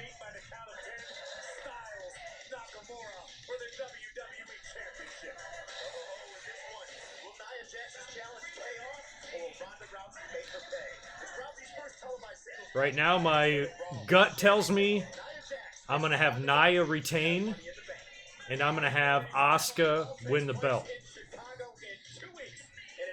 And rematch with Charlotte at SummerSlam. I still think you do that match.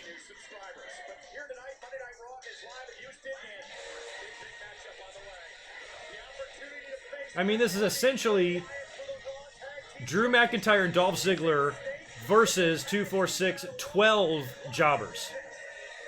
I mean, the Revival, B-Team, Breezango, Ascension, Rhino, and Slater, they don't do shit. They're enhancement talent. You have to get... Ziggler and McIntyre have to win this.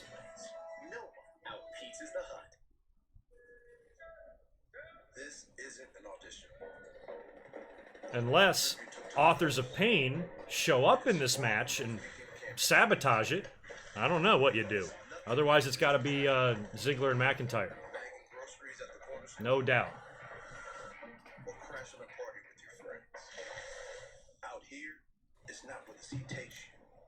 I know, Brittany, which is exactly why she should win the briefcase. The very fact that she can't wrestle, she's not going to get title shots.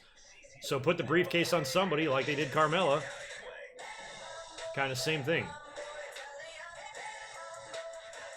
But it's so weird, like, with Raw and SmackDown and heels and baby faces, I'm thinking you gotta have one briefcase on Raw, one briefcase on SmackDown, one briefcase holder be a heel, one briefcase holder be a babyface.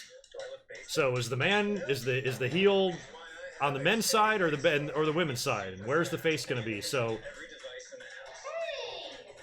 that's why I'm thinking it could be Finn Balor winning the briefcase on Raw and Becky winning it on SmackDown, or Ruby Riott winning on Raw, and fucking Miz winning on SmackDown, or Samoa Joe winning for the men on SmackDown. I don't know. Or Ruby Riott's not even the fucking match. I think I meant to say Natalya. Oh, they didn't update the posters? Oh yeah, it does start earlier, doesn't it? Shit, I'm glad I checked that out myself. So all pay-per-views are going to be starting at 7 now? It's going to be 4 p.m. for me. Jesus. Yeah, I'd have no problem with Lana winning the briefcase. I think it would be fun. First of all, the internet would freak out. And you just know what you would hear. She doesn't deserve it. Doesn't make any sense. I'm like, look at the concept. The concept doesn't make any fucking sense. Goddamn briefcase hanging above a ring. Climb up a ladder. You don't need to be a good wrestler. You don't need to be, trained in the Hart family dungeon to be able to climb up a goddamn ladder and grab a briefcase off a hook. So it makes perfect sense that anybody can win a match like this. And I would have no problem with Lana winning. It would be fun. It'd be controversial as fuck. Last year was already controversial with Carmella winning, but also the fact that James Ellsworth won for her. And now you have Lana this year. Get the, get those know-it-all fans, get their panties all in a bunch, trying to pretend like they know what's what. Should have been Ember Moon. No, it shouldn't have. Ember Moon get a title shot without the briefcase. That's easy to do. On Raw, 1 week, Kurt Angle comes out there with a microphone. Ember Moon, you're going to take on whoever the fuck. Winner gets a title shot at SummerSlam. Done. Doesn't have to be the briefcase. So I hope it's Lana just for the entertainment, because I want to see Twitter shit their pants and pass judgment. And then I can sit here and not care and laugh.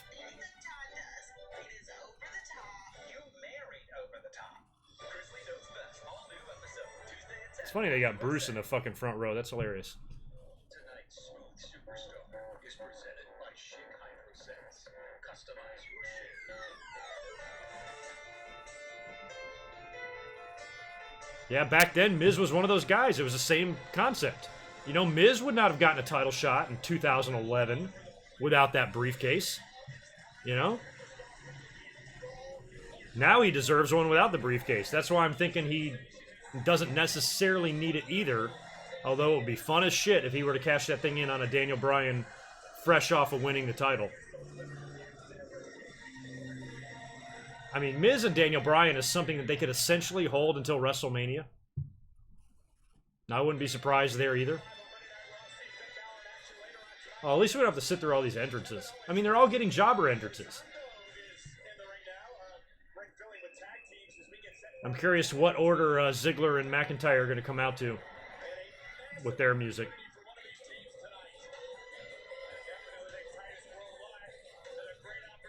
This Titus Worldwide, like, that's literally no pop at all.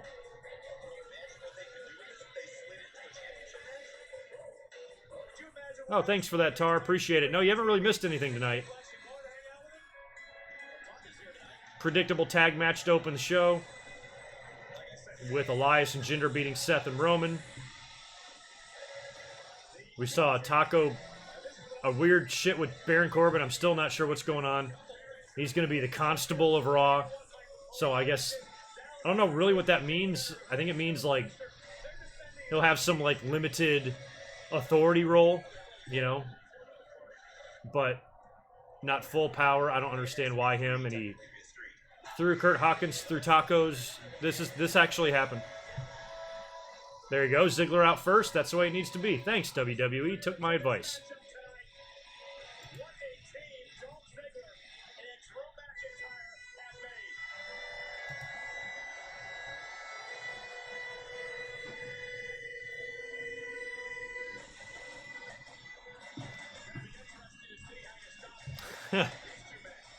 Catherine, shut up.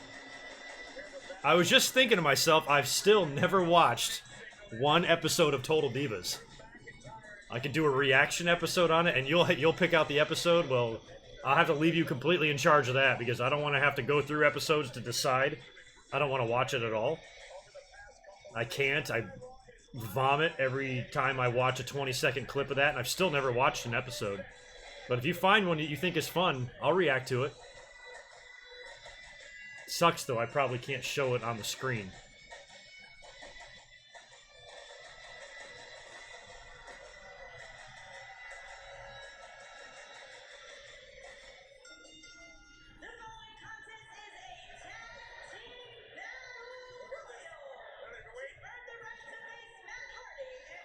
Like, they're fighting.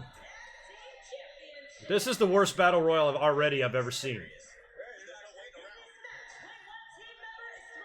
Look at Drew and Dolph laughing.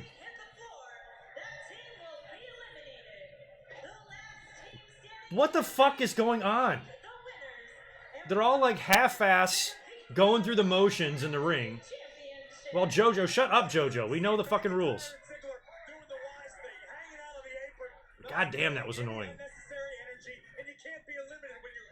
It's a clusterfuck. Can we just get Drew McIntyre and Dolph Ziggler to win this and call it a damn day? I better get my "How bad did Ross suck" Twitter poll ready for later. Jesus Christ.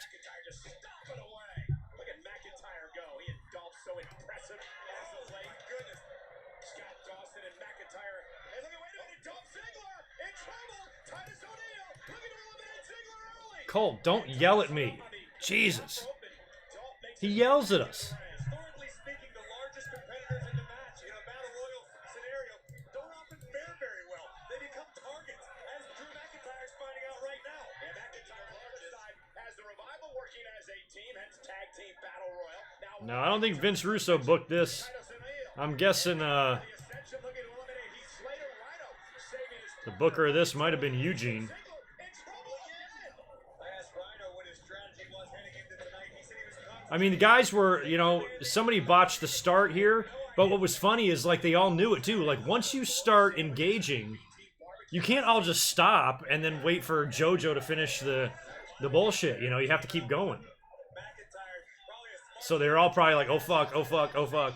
That's why all the shots look so bad. Tyler Breeze almost eliminating Ziggler and McIntyre. Tyler Breeze got the Hulk Hogan beard going on, or the Hollywood Hulk Hogan beard.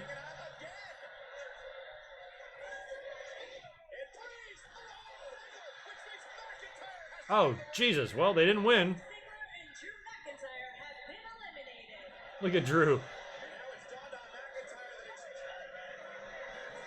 Oh, yeah, I forgot. Only one guy needs to get eliminated, so I guess Drew can lose without even having to get tossed over, and then he's going to beat the shit out of everybody before he leaves.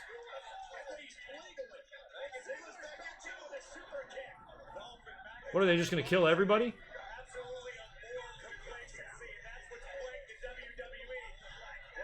Well, okay, if they're out and this match does not get thrown out because of this interference here, and they resume the Battle Royal, who the hell wins now? B team, right? This right here is all about sending a message. Ziggler being upset he was eliminated. Thought it was a bout. Catherine, you've seen all the seasons, you sick freak. To the locker room. Who's heading for a tag team title opportunity? Raw continues live. Shut up, Michael Cole. Double cheeseburger and tots for $2.99. Makes me kind of want to do a double take. Double the beef, double the cheese, double the tots. I guess we got to go with B team. That's who I'm picking now, I guess. Good that you could hear it. All right, quarter-pound double cheeseburger or a slinger with tots for just $2.99. Get them now, ending soon. That was my very first car accident. I called USAA, and the first thing they asked was, "Are you okay?" They always thank you for your service, which is nice because as a spouse, you serve too. We're the Hells, and we're USA members for life. You spray. You trim. I mean, no other team would make any sense, really. I mean, none of them have been winning, even the B team. Revival hasn't done anything. Ascension, I don't even know why WWE employs them. I mean, at some point, you got to do something with the Ascension. Otherwise, like, what are you paying them for? Protect skin from irritation. Shock-absorb technology only trusts to you. This Chicago says. Your heart doesn't only belong to you.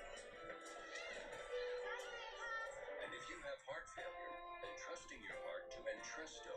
Doors open at 5 p.m. for Money in the Bank. Yeah, so me being on the West Coast, that means pre-shows for me now are going to start at 3 o'clock. I got to get my shit together on Sundays then. I got to be ready. Entresto was proven superior at helping people stay alive and out of the hospital compared to a leading heart failure medicine. Don't take Entresto with Franklin. It can cause harm or death to an unborn baby. Don't take Entresto with an ACE inhibitor or Aliskiren, or if you've had angioedema with an ACE or R. Hey, Cat, where the fuck are you guys? Effects are angioedema, low blood pressure, kidney Kind of problems. makes me nervous when I don't see either one of them. Ask your doctor about Entresto and help make more tomorrows possible. Entresto for heart failure. All right. Drug commercials are still every bit as hilarious as they have always been. Don't even know what the hell the drug is for until like the very end of the commercial. It's just us out here. Yeah, well, I guess I didn't think about that. Horizon. Go with the best, starting at $40 a line for 4 lines. Damn, Brittany, you're a sick freak too. How can y'all watch that shit? I saw that it was on Twitter. I don't know who posted it, but it was like just a 20-second, maybe 30-second clip of Cena and Nikki Bella talking, like in the bedroom about their relationship, and I'm like, I literally, my eye started just twitching, like I had to get it the fuck off the screen before blood came streaming out of my eye sockets. Like I could not even stomach it. I'm like, this is so fucking horrible. I don't understand reality TV. This camera is in their face. And they're sitting there pretending like, I don't get it. I'm like, we already get enough bad acting in WWE as it is. Now we have to have spin-offs. And apparently all this whole breakup was probably just for the show. And now they're just going to get back together. So probably all just a ploy, working everybody.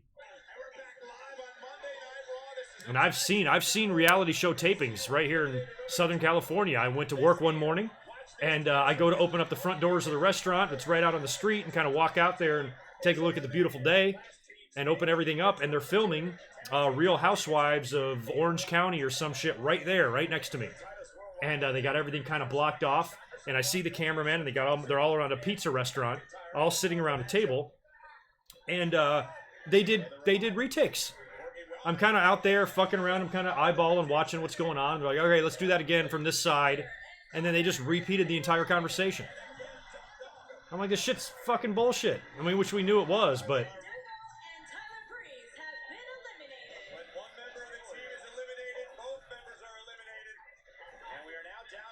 Just seeing the inner workings of it is kind of like, oh my god. So, Catherine, you're a weirdo.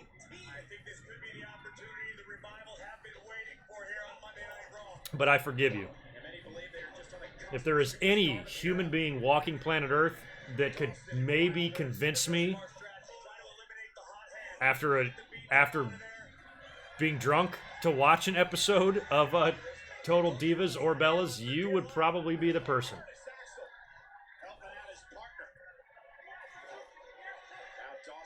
I don't know if drinking is enough, though. Drugs might have to be involved. Something strong.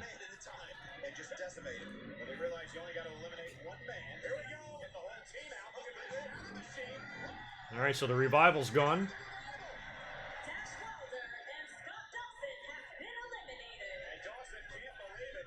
What's up with their tights? What is it? It almost looks like Bengal tights, like Brian Pillman used to wear that early in his career.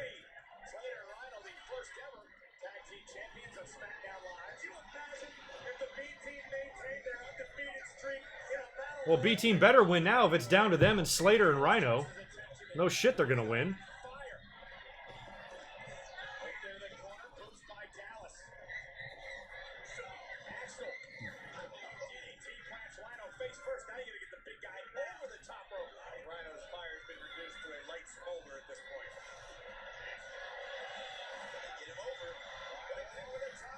Not yet.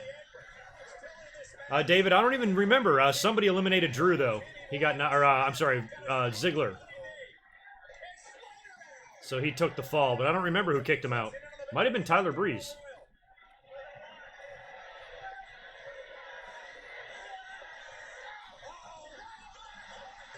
Oh, Jesus. Well, they haven't broke up Slater and Rhino yet. Maybe that's the start of it. All right, B-Team wins.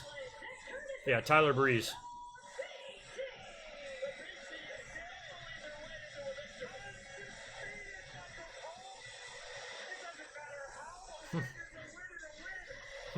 All right, Catherine. Well, next time you're here, we'll do it.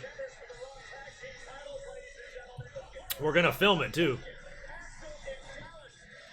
The Morgan and Rosario reaction show. Live from the living room of GoodMicWork. Just a straight bottle of fucking liquor. Tequila right on the table.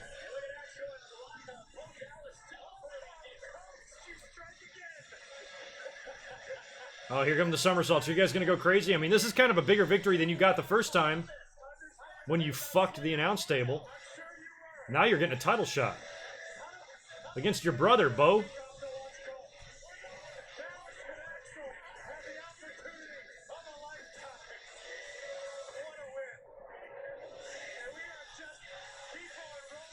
Oh, good. Things get better. Here comes Lashley. Move over, Paul Heyman. Lashley's about to show you how to cut a real promo. Show you how it's done. And we have still got an hour and 20 minutes left of this show.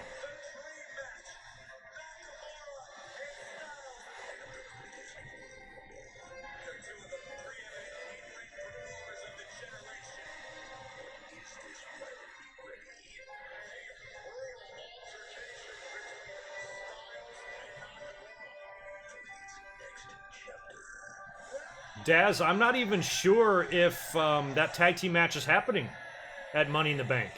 It might, but the card's pretty full at this point, and I mean the go-home show's next week, and they said that they would earn a Raw tag team title shot. They didn't say Money in the Bank, so it might be just a shot on Raw, unless they put it on the kickoff, which they might do. But I don't know if it's a done deal for Money in the Bank. It might be after. Jesus. Well, I can't wait.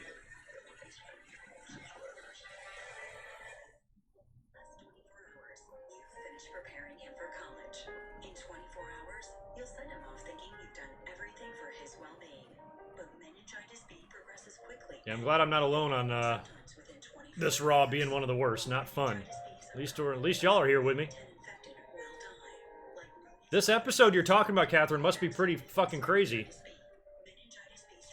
Like, what happens if I start having a seizure? You're gonna have to call 911. What happened, ma'am? I don't know. We were watching Total Divas. Oh, that'll explain it. Ambulance is on the way.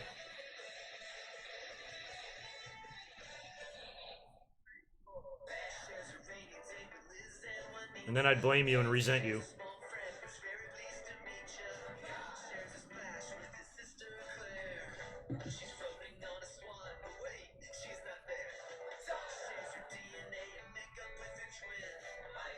I love summertime.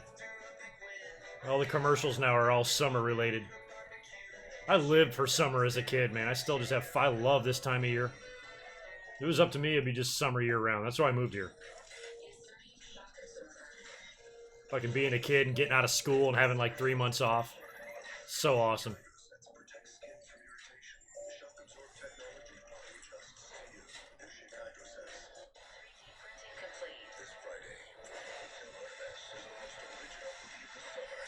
You haven't missed much, Concepts. Not the best Raw this week. So far, I don't feel like it's much better than last week, to be honest. Last week was a pretty shitty show. And now we're about to get Lashley coming out here for a promo at the top of the hour. Just in case you haven't puked today. WWE wants to make sure they got you covered. We'd like to say thank you to our customers for this JD Power Award. This constantly innovates better ways to get TV. But how? You make switching easy. With the same bill for 2 years, unlike other TV companies. Oh. There's an episode where Nikki and Bree say they're veterans. They'd only been in the company for 5 years at that point. Veterans. I mean, I think veteran, you're talking a minimum of 10. Then you're a vet. Gotta put 10 years in at least.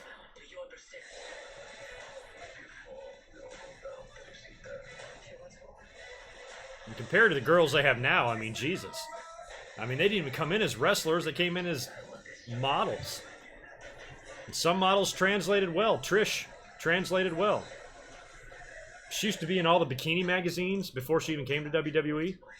All those, like, fitness magazines and shit. And then she got in the ring. Turned out to be a pretty damn good little wrestler. Hall of Famer. But it's rare to make that transition. And, you know, I think Nikki improved over time, but still. Compared to Charlotte or somebody? Come on. Natty is really, the only true vet. Maybe Alicia Fox. But Natty as far as, her wrestling ability, too.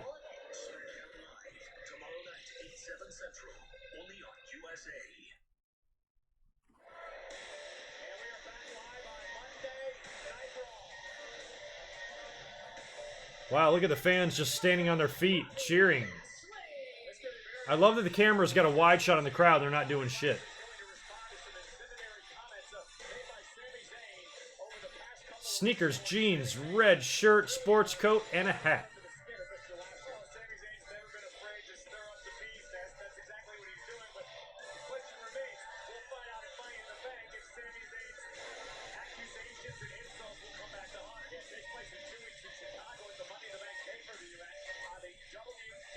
And we got Lashley and Zayn, like another match, much like Roman and Jinder. I just don't really care. It's a sweet Winged Eagle title right there in the crowd. I got me one of them.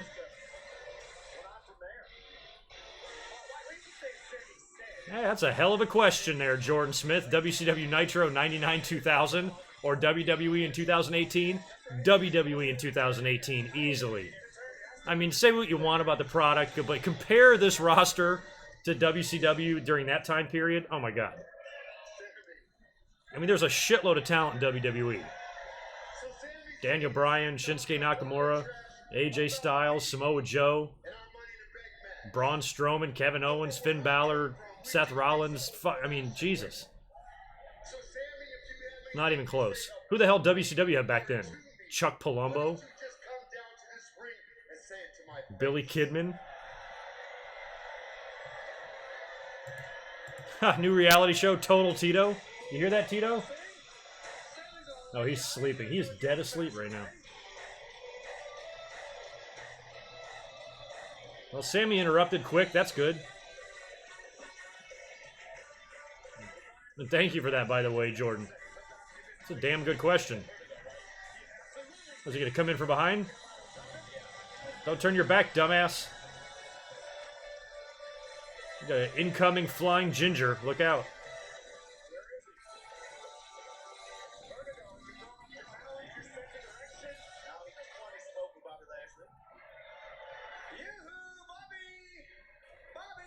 Yoo-hoo.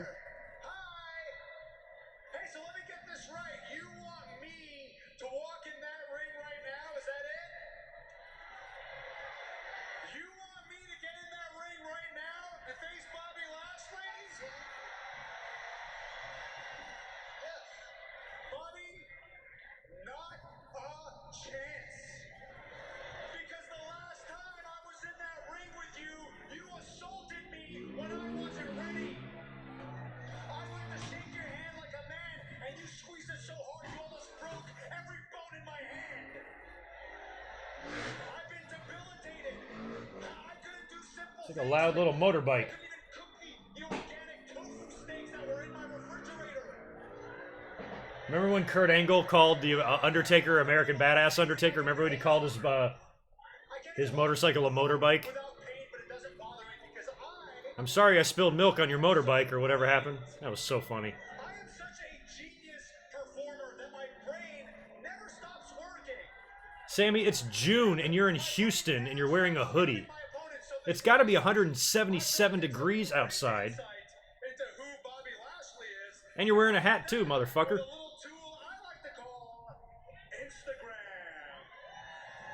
Yeah, we love the gram. Yeah. Yeah, well, it turns out our good friend Bobby Lashley just loves to post these inspirational quotes on Instagram. Yeah. Yeah. If you'll indulge me, please, on the Tron, I've taken the liberty of preparing. Look at Oh, this good. one. Can't wait to It's see. great. Okay, they told me to think outside the box. I showed them. There is no box. I mean, right?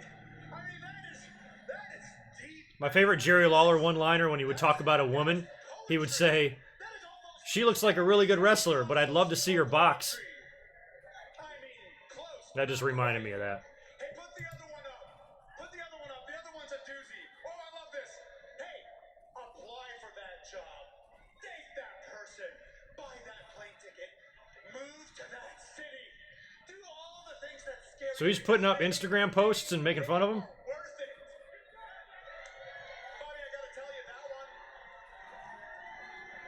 one hit me right here, man. No, I'm serious. That one actually really, that one was really personal to me because I feel like for a very long Yeah, time. thanks, Kat. Listen to Catherine. I don't think you want to mess with her. My wife, and I just felt like I couldn't do it because fear was always holding me back, Bobby. Got a good amount of subs tonight. Click that subscribe button too. I could do anything. Want to try to push 20,000 here soon. We're getting there. I mean, come on! This is good stuff! This is good! In fact, Sami, are you still talking? yeah. See, So they let Bobby Lashley cut a 4-second promo, and Sami Zayn cuts a 10-minute promo. they would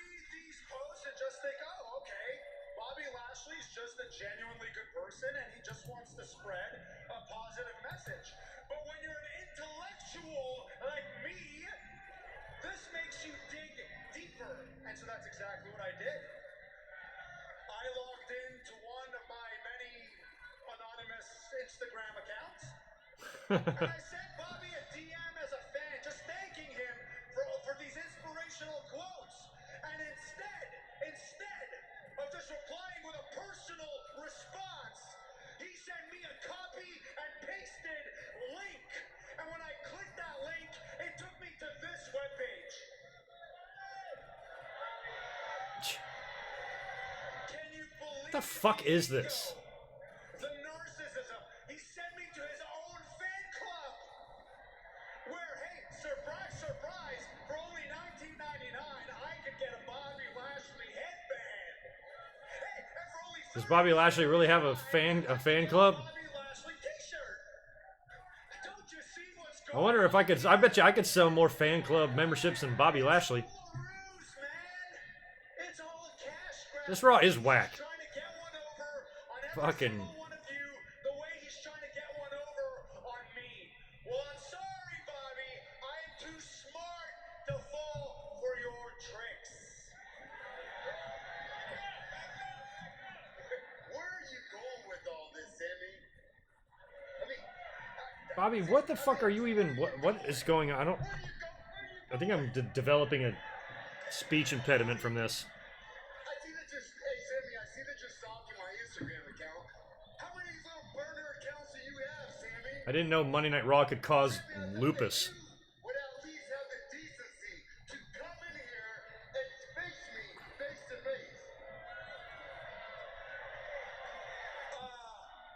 I'm sorry, Bobby. I don't talk face to face with liars, Bobby.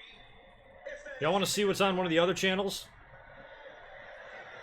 And those Golden Girls reruns are always laugh with you, laugh at are always a good go-to. or feel sorry for you. I see that you're just, where are you going? I understand that you're trying to hype our Money in the Bank match. But Sammy, I would appreciate it if you didn't do it at the expense of my reputation. Reputation? Your reputation? Bobby, everything about you is a lie. Everything. These Instagram posts, the motivational posts, that stupid fake smile you've got plastered on your face. Oh my God, Sami Zayn. It's all Yeah, can I please turn on Nitro? That'd be great.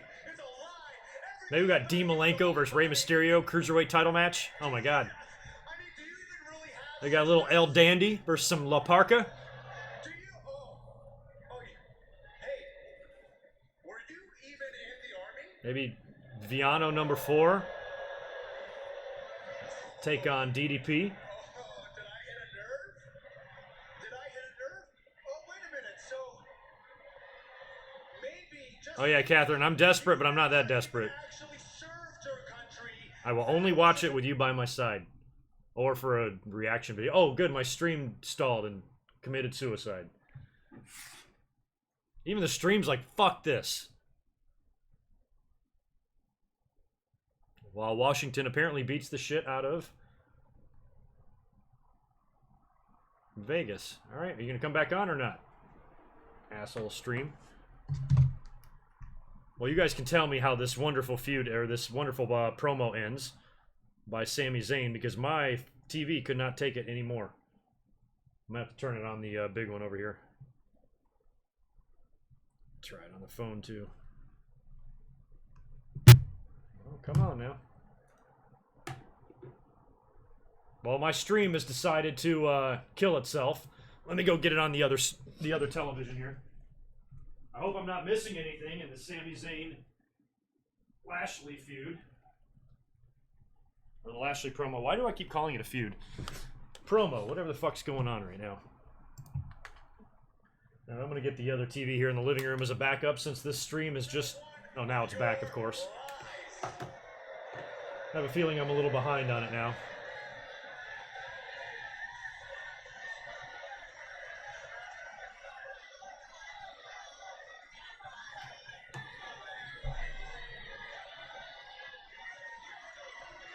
So I guess Sami Zayn just said some really hurtful shit. Bobby Lashley looks pissed. Was he shitting on the army and stuff?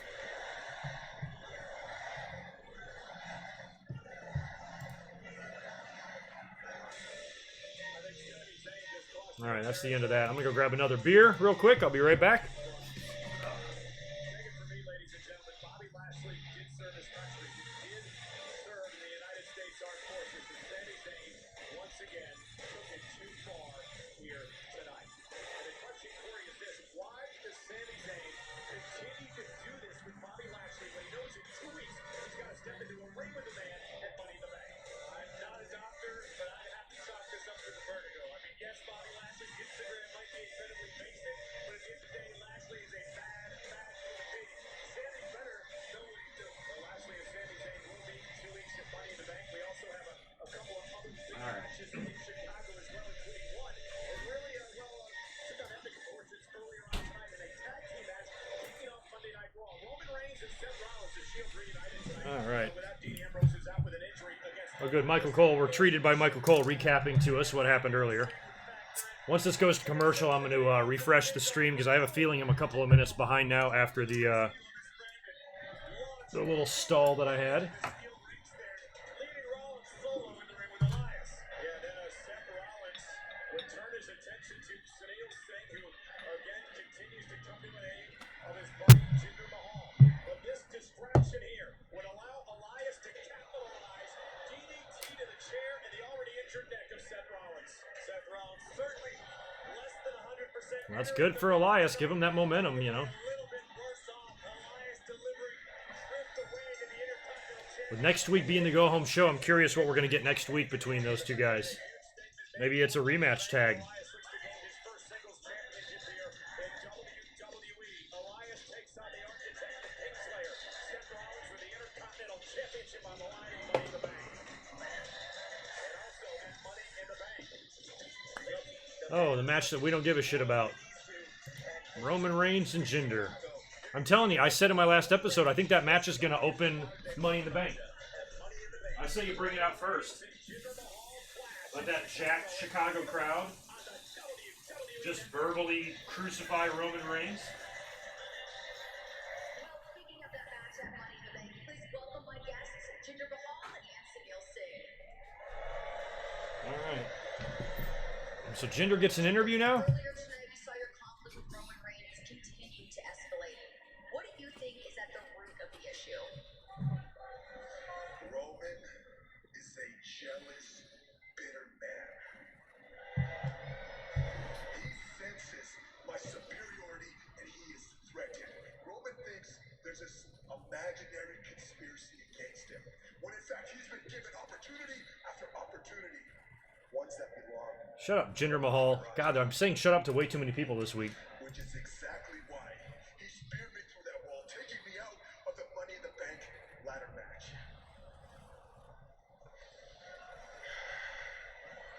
But there is something in the air. The winds are shifting. I mean, if they want to... Is this going to be a one-and-done pay-per-view feud between these two? Or do you give Jinder the win, and then you have a rematch at Extreme Rules with some stupid stipulation? Otherwise, Roman's going to spear and kill him. He's standing by with Renee Young. Roman, what's your reaction hearing Jinder just say that you're bitter and that you feel... Renee, I'd like to see her all over this show this week. And threatened by Jinder Mahal. Tasty surprise. Jinder must have forgotten who I am and what I've done around here. Who are you, Roman? Go back and check my resume. Matter of fact, why don't we check Jinder's? What exactly has Jinder done around here lately? Exactly, Renee. Nothing. All Jinder does is walk around here and expect to be handed everything. Wait. What the fuck? Now they're going back and forth? Have they done this before? You disparage my name when you would never say it to my face. Jinder, Even the police are out trying to end this. This is so stupid. you want me to come say it to your face? That's not a problem, Jack. Because I know you're still in this arena. Can they see each other? Just stay put, and I'll come shut your mouth for you. He just asked the first guy, where's Jinder? That way. Okay, I'm going this way now.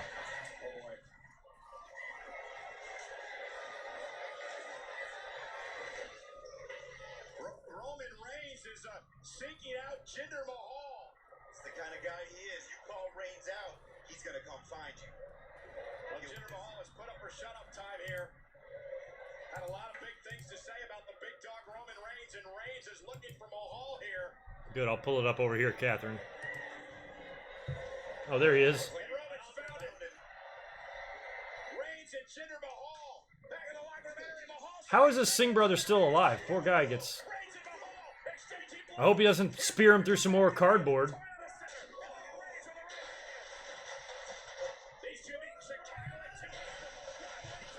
Yeah, I know. I'm going to refresh it. I just haven't gotten a commercial yet.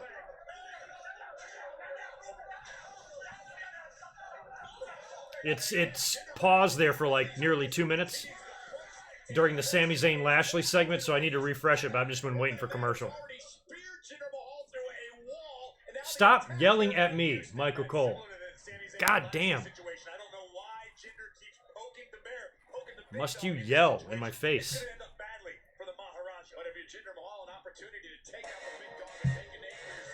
Now Alexa's coming out? Well, let me try to just refresh it now if we're not going to commercial here.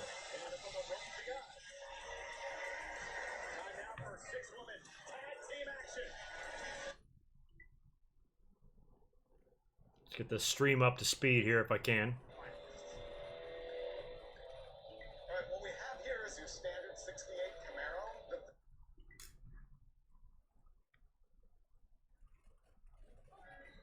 There we go. We're on commercial now here. Ugh.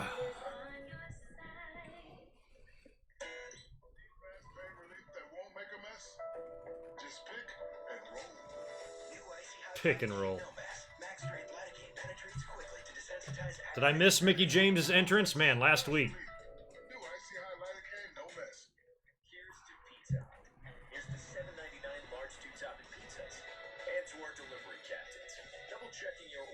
I actually should explore. I mean, my internet is fine. It's just the stream. I have really good internet here, but recently they just came into the all the condos here, and I had to be home for this, and they were coming in to install like fiber optic shit capability stuff.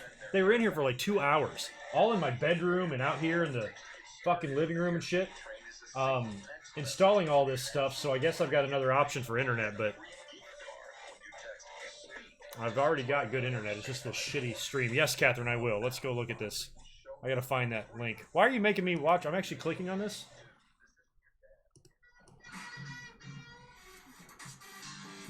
Season 4. Oh my god.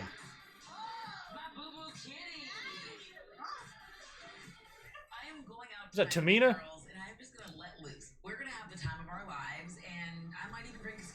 What is she doing?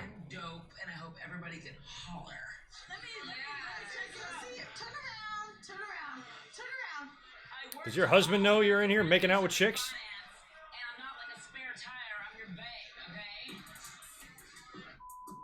I have no idea what's going on with Natty. I want to make a toast to 4 words I learned this week. Bay, boo, boo, boo. Oh, she's out with that with all like black chicks. That's funny. Teenager trying to speak Ebonics. Flaky pashiki. Give me that cup, baby girl. Flaky pashiki. What the? You don't need to say none of those ever again for the rest Are you wasted? We are going to die. You're a white Canadian. The clock is ticking. Oh, who told you that? I'm 32 years old. And I'm being made to feel like Sally, Jesse, Raphael.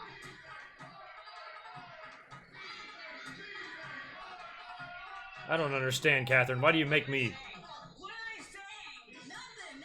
That's the man show chant. Remember the man show when they fucking do the beers?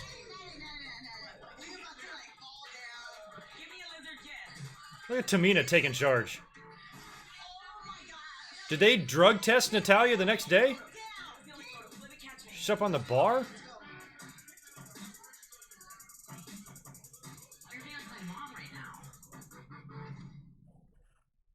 How can you watch that shit? God. Thanks for that, Catherine. Y'all can all thank her. So that's what they do on that show?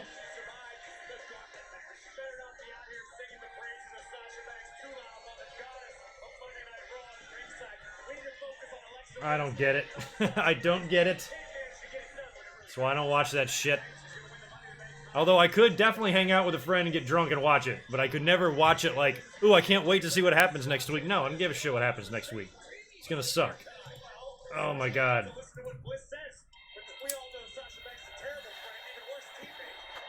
It's my. I don't know why I allow myself to be tortured, but I like it.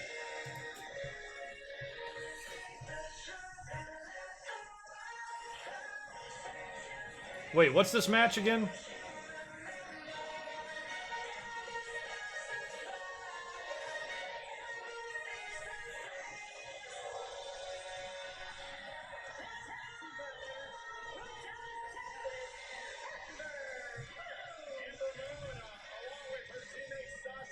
I did not know she was from Texas.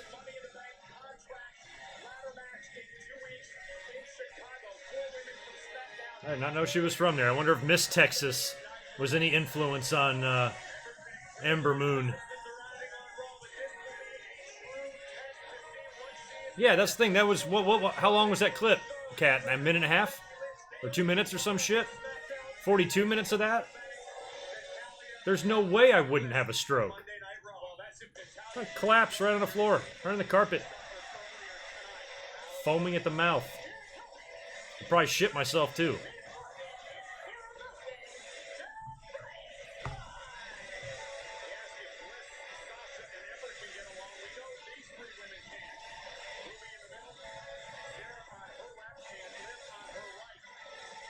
Is this a six woman?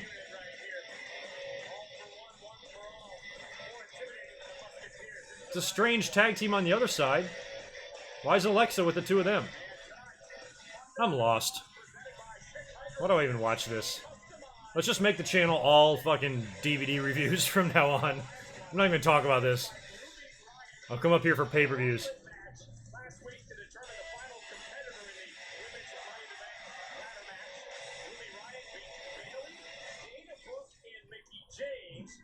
Succumbing to Sasha Banks in that matchup. A lot of people in the WWE Universe would argue that while Sasha Banks escaped with the final opportunity, it was really Ruby Riott who opened a lot of eyes and is meant to be taken as a very serious threat to the Raw Women's Championship. And it's definitely a serious threat, but I mean, technically, as you said before, Corey, Sasha Banks' hair looks good straight. some type of way, looking at Sasha across the ring tonight. An opportunity to prove something here tonight, and she starts things off with Ember Moon. And Ember, guys, really believed to be a wild card in the matchup.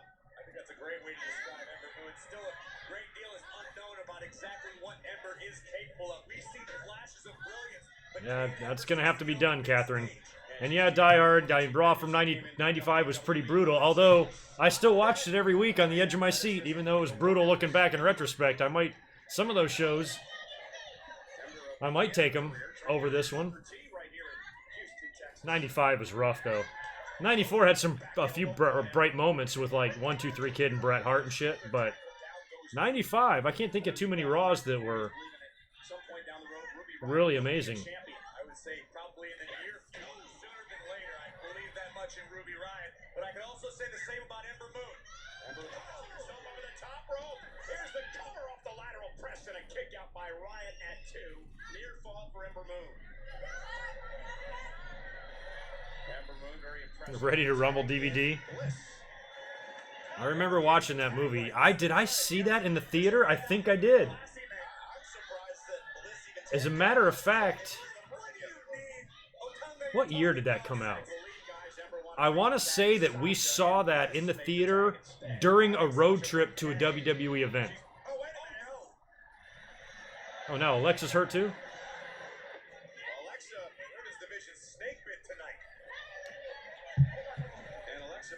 I think we had time to kill like the next day. Checking in the hotel or something, and we went during the day and saw that movie in the theater. I'm pretty sure. I gotta check with my buddy if my memory's correct on that, but we wanted to go check it out just to see like what the fuck it was about. Just to see all the cameos in it. We didn't care if the movie was good. Yeah, 2000 sounds about right then. I definitely would have been doing a lot of traveling at that time.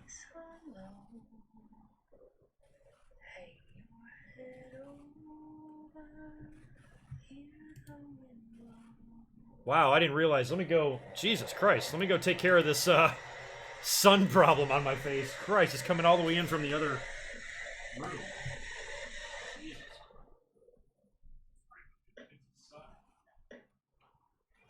Rusev Crush. See you soon for our anniversary dinner. We got this. Alright, I think that fixed the problem.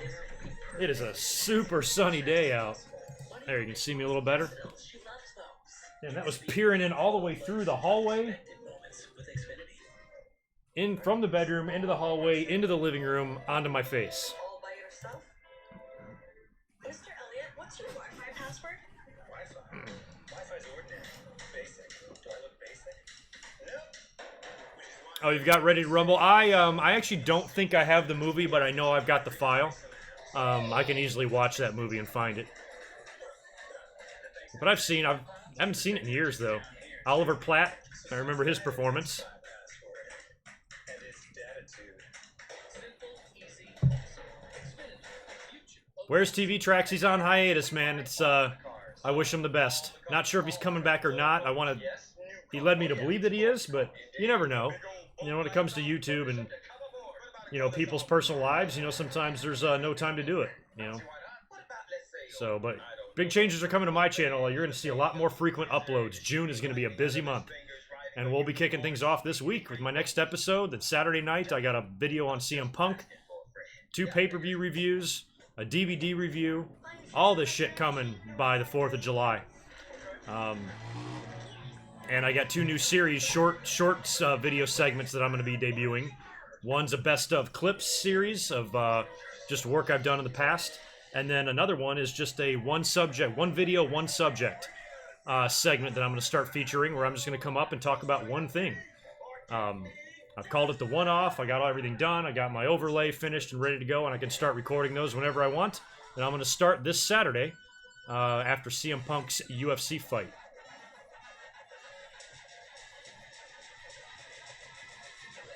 Oh, I might have seen. I don't know if I've seen Brian's review on Ready to Rumble or not. I want to say that I have. I should go back and look. I'm sure he did a great job with it. Oh yeah. When is that? Dominion. That's soon. What's today? Today's the 4th. When is Dominion? And isn't that coming up like very, very soon? Is that Saturday as well? Is that the same day as Punk's fight? I'm a New Japan subscriber. I can pull it up. Depends on what time, if I'm going to be home, if I can watch it or not. I live streamed WrestleFest or Wrestle Kingdom at the beginning of the year.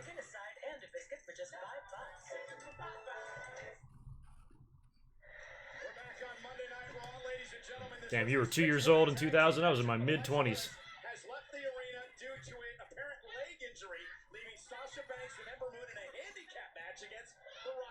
Alright, so they're down, so Alexa's legit out. Alright, so Dominion's the same day as UFC. Well, fuck. Is that going to air in the middle of the night? I probably won't catch it. The best thing I'm going to have to hope for there is I'm going to watch a Jericho match. And maybe I can come up and do some sort of short reaction on it. I don't know. But by that point, I'll be one day away from my Monday stream, so we can always talk about it there.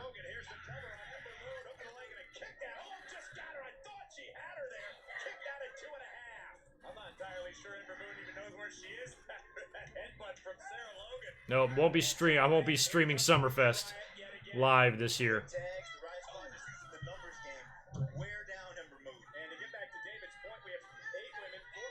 I didn't realize this, or at least I forgot. Survivor Series is in Los Angeles, I believe. So it's not out of the question that I can maybe get up there for that.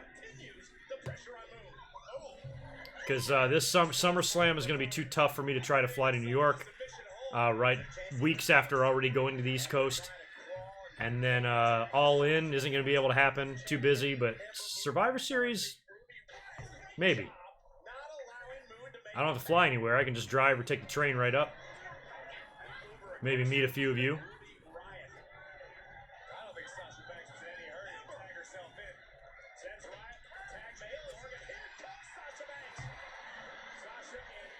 This match, I don't give a shit about it at all.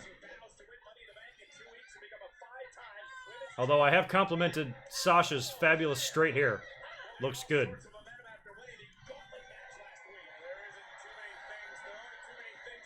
I never thought I'd be the type of guy that would like or understand, like, dyed hair.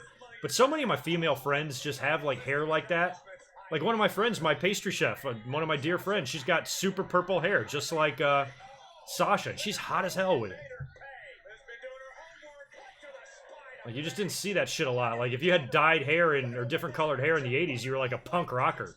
Now everybody's got it. I like Becky Lynch's super red hair. Fucking hot.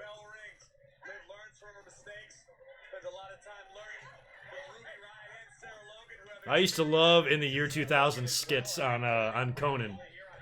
It's amazing that the year 2000 was 18 fucking years ago.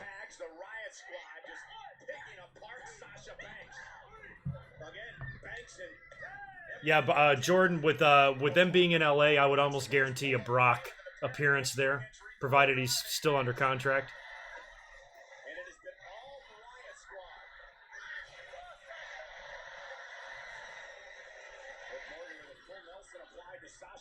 Sasha trying to get back to a vertical base. To be honest with you, I wondered how Alexa's going to get along with Sasha and Ember anyway. It's a good point now, David. That's right. As Sasha Oh, is that what she's got now? The neon orange, Nicole? in trouble, Banks. But can she make a tag? She's a long way away from Ember Moon. Sorry, I gotta read this text message.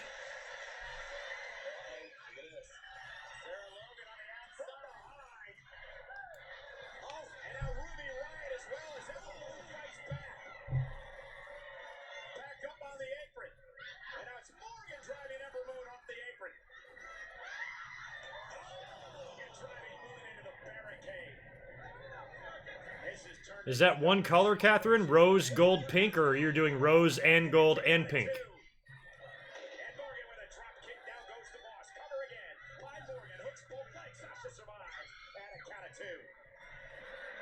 I feel like Michael Cole's calling my match.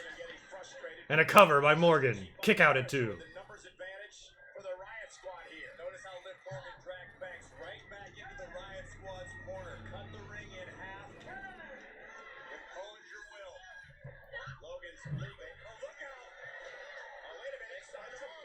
I was never worried about Y2K.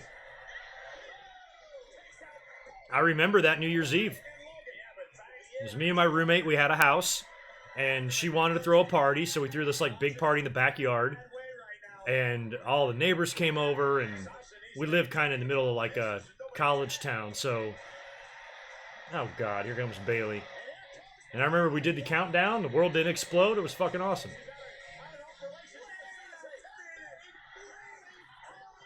I remember WWE did a special that night because I taped it. And Jericho cut a promo right as the clock struck midnight. They taped it during a SmackDown episode. Wait, so Bayley's in this match? And she wins? What the fuck am I watching? Well, I am doing a stream, right? This isn't a dream. Like, I'm not going to wake up in a couple minutes and be like, I had the weirdest dream. It was the most goofy-ass fucking Raw.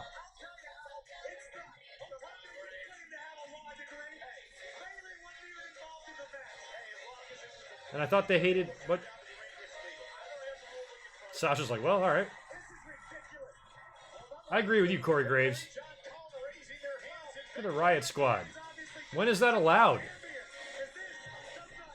So from now on, if somebody gets hurt and can't compete, anybody can run down there. Provided your stupid music plays on the Titantron, you're allowed to jump in the ring and enter the match. Look at Baron Corbin. Baron Corbin's gonna have something to say about this, guys. Needs the constipation. Are you really going to stand for this? You know what? It's none of your business. So I need to remind you, Kurt, that everything that happens on Raw is my business. I'm your boss's eyes and ears. And nowhere in the rulebook does it state a WWE superstar can insert themselves in a match they're not legally in. So I suggest you go find Sasha, Ember, and Bayley, and you break it to them their little whim doesn't count.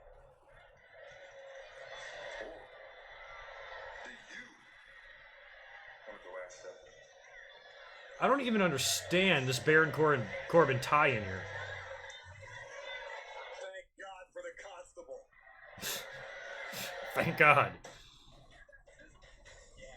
Red Lobster's Lobster and Shrimp Summer Fest is back. Get all the lobster and shrimp you crave together in so many new ways. Oh my God, this Raw is giving me diarrhea. Lobster and shrimp, cedar roasted to perfection. Oh, Lord knows, don't need any more of that. Pineapple salsa on grilled rock lobster paired with Oh yeah, enjoy that, DQ Irving. Enjoy that segment. My stream died during it. It killed itself. And it's been working fine ever since. So even my TV couldn't handle it. For hosting this beautiful bride shower, you deserve the sweet one of Diet Dr. Pepper. That is sweet. Is that the entertainment? Diet Dr. Pepper. I don't like that commercial. That time they gave left and right Twix their own packs. They got about as much in common as you, a mortician, and me, an Undertaker. Yeah, like, over the years, they've done angles where the commissioner or GM has, like, a sidekick, you know? Val Venus did it with Bischoff, I think. Deborah did it with Mick Foley. There's been others. I think Vicky Guerrero had a couple assistants, so to speak. Who else? I forgot who else, but there's definitely been more. So it's not like a new thing. But why Corbin? And why are we saying, okay, we're going to make him the constable, and that's it? Why? This is not a game. Or fireworks on the 4th of July. And it's I don't know the point. any little league trophy. Out here, it's not where the seat takes you, but who it makes you. Well, surprisingly, we still got 150 people in here watching this nonsense. God, we got some shitty likes, though. We got to drive these likes up.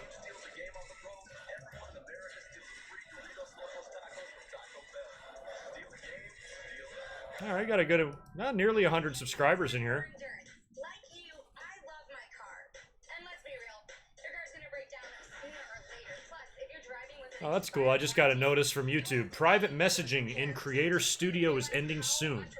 You won't be able to send, receive, or read private messages. I kind of forgot that YouTube even had private messages. Have any of you guys ever sent me messages before? If you have, I haven't seen them. you need endurance. What's endurance? It's an Oh, there they are. vehicle protection plan that pays for your car repairs, the parts, the labor. It's Oh, 3 weeks ago was the last time I got one. All right. Yeah, I'm surprised YouTube even has messages. What the fuck? Yeah, get rid of them. you will save thousands. Plus, you get to choose a mechanic who No works need. on your car. Remember, insurance Cool. Thanks, only YouTube. protects you in an accident. That's only You dumbasses. And your shitty ass protecting you when your car breaks down. Don't fucking website screws everybody. endurance And your algorithms. For your free quote, text TRIP to 642642. That's Smash that like button, bitches. Thank you. There's a few more coming in. guys, what are you doing? I can take this show on the road. When does it end? When you miss that, or I do. Man, you know, Catherine, if you want to torture me even more, show me some of this Chrisley Knows Best shit. Just the commercials. Oh my god, just sends a shooting pain through all 3 of my testicles. The reason no one is allowed out after midnight is because of the haunting.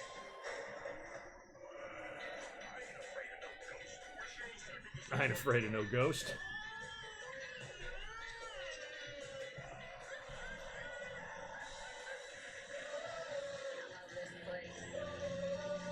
So we still got 30 minutes left here. What the hell's left? What do we have left? What the hell's left? How much more must we sit through?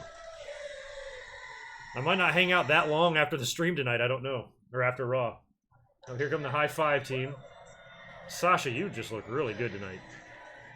What a rush! Right. When Alexa went down, when Alexa took a walk. She just pretended to be injured, like she always does. Yeah, where is Alexa? We won. I'm sure you do, Catherine. Because of it. I have no doubt. You probably watch that shit too, don't you? Fucking weirdo. You're right. Thanks for having my back. And I just want to say I wish it was you. No, don't. Okay, Sasha, you're hot and all, but let's not try to act. If it's all the same, I'd like you guys just to end this segment. Walk away. Go. You two Stop talking. work this out. Because I'm ready to go celebrate.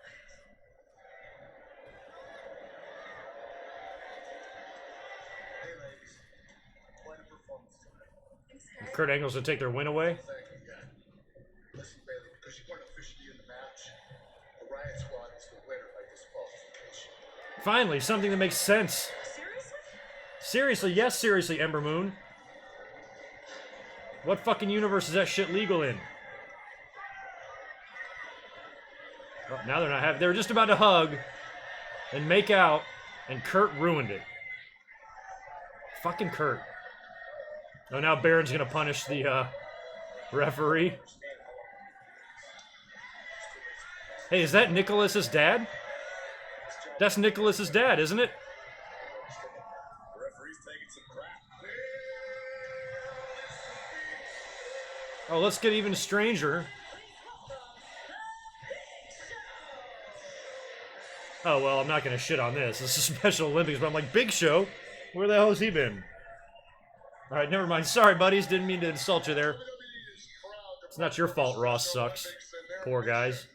Of inclusion and community. Thank you, Ike Moore, for that. I appreciate it. For Beth Knox, the CEO. Thank you, Kurt, for stretching the... Yeah, Kurt's done a lot of damage tonight. I agree. We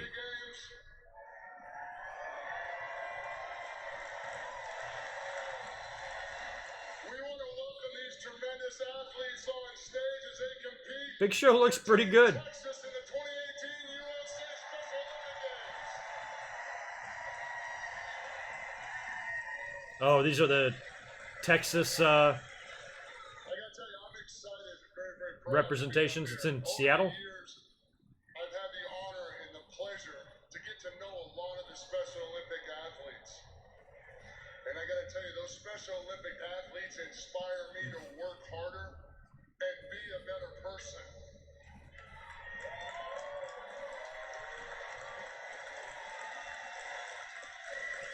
You see, the Special Olympics athlete truly embodies what it means to show love and support.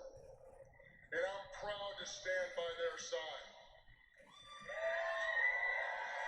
Well, so we all are, Big Show. Because let's face it, together, we all can make a difference.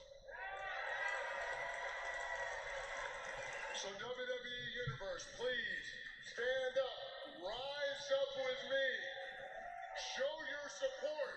I like the one guy going like, yeah, stand up, motherfucker. Special Olympic USA Games to the joy of Catherine, this is not Torture Good Micwork and all of his listeners' day. What is this, a Chris Lee knows best clip?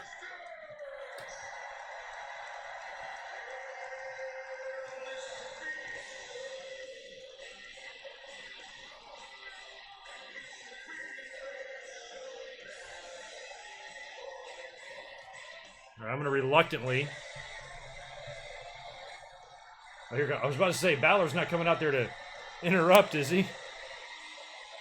He's gonna come out there and probably be cool. Oh yeah, there he is. Here's Finn Balor. A man who's had a long relationship with the Special Olympics. In fact, his team after this match challenge represented Special Olympics. Finn Balor out here tonight to celebrate as we get ready for the Special Olympic Games in Seattle. Yeah, that's fun.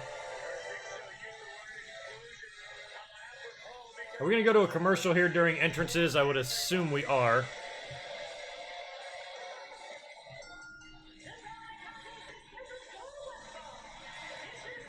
I mean, Big Show, he's getting old now, man. A guy that big, you know, usually don't have very big lifespans and stuff. So I'm glad he's keeping himself healthy, taking care of himself, working out. Looks awesome. 2 weeks. Last week, guys, Finn Balor was on the cusp of a huge upset, taking out the monster. I'm hoping we see like a 75-year-old Kevin Nash and Big Show.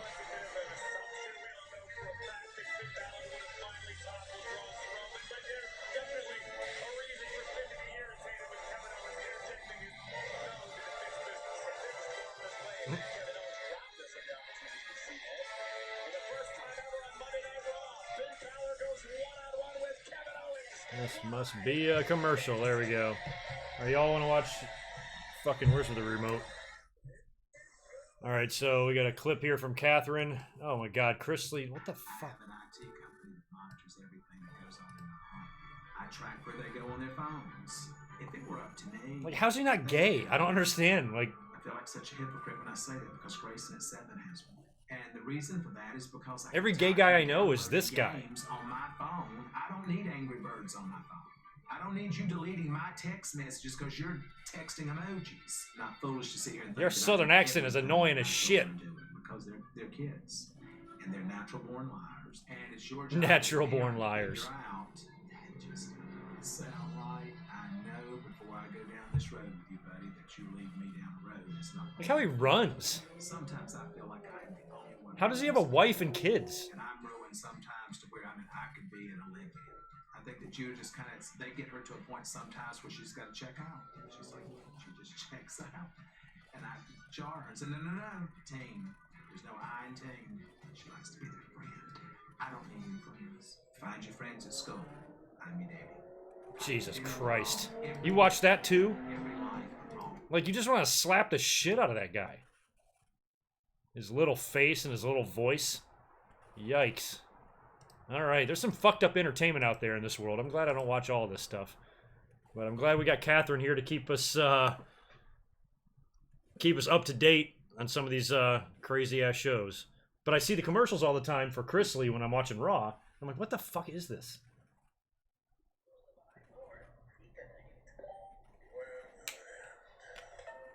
The funny thing is, I've actually met a guy like that. Back when I lived in North Carolina, I remember there was this guy coming in to do a big party, and he had set everything up with somebody else in the restaurant. And she was actually my boss. And then the next day, I was there running the place, and she's like, so this guy's going to come in and drop off a deposit. And she's like, let me warn you. You're going to think he's gay, but he's not, because this party is for his wife's birthday. And she goes, it's the damnedest thing you've ever seen. She goes, just wait till he gets here. And he shows up, and I swear to God, he looked completely different than Chrisley, but had the same voice. That, hi, how you doing, hey, and all this shit. And I'm like, I cannot believe it. And I'm like, how come this party is not for his husband?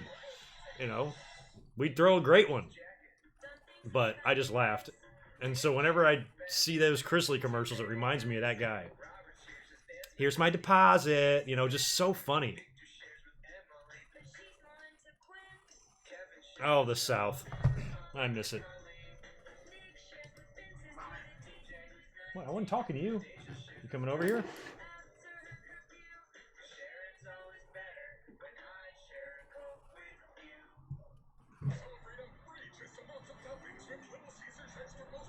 Coming in? You're not on camera. I don't think they can see. They can probably see your tail, though. Yeah. There you go. Sit down. You already said hi to him. You were chilling back on the chair. Why didn't you go back on the cushion behind me? That's where you need to be, buddy.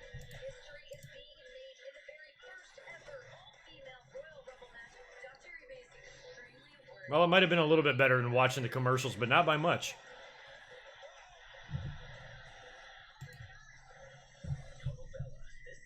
Total Bellas.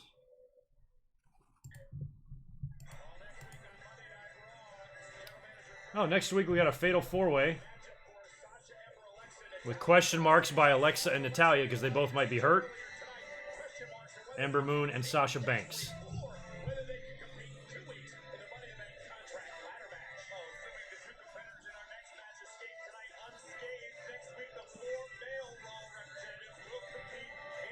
All right, we got a men's 4-way as well. Balor, Strowman, Roode, and Owens. And so we got Owens and Balor main eventing this week. I guess that's not so bad.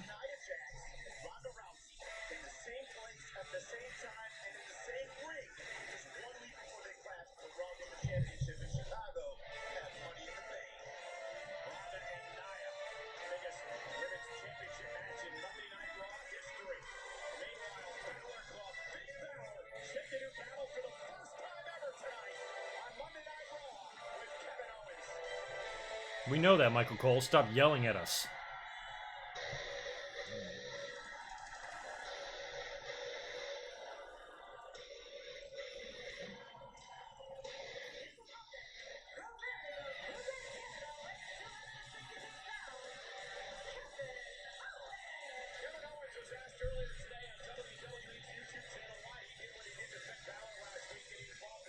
Tito's not booked in any segments tonight. He hasn't even moved from, well, he's moved a couple times. I don't know when he showed up there, but he's been sleeping for the last hour or so. And Bub's in my lap. drooling all over me.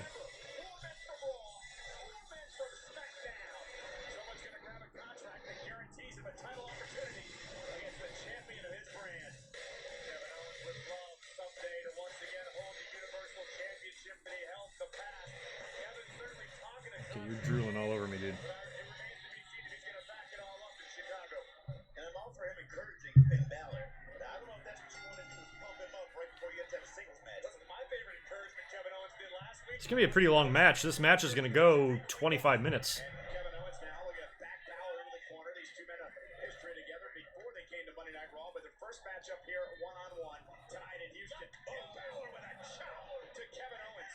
Both of these men understand what is at stake in 2 weeks. Owens has been in Money in the Bank contract ladder matches before. Balor will enter his first one in his career. First one for Balor, huh? And you cannot overemphasize how much this match in 2 weeks can change your career. Yeah, Catherine. The first 6 words or so of that sentence, Catherine. I was like, "What are you saying?" I'm like, "Oh yeah, because of my cat." Yeah, I mean, dogs drool like crazy, but do any of your cats drool? Like, he drools all fucking over me. It drives me crazy. And he'll do that like in the bed too.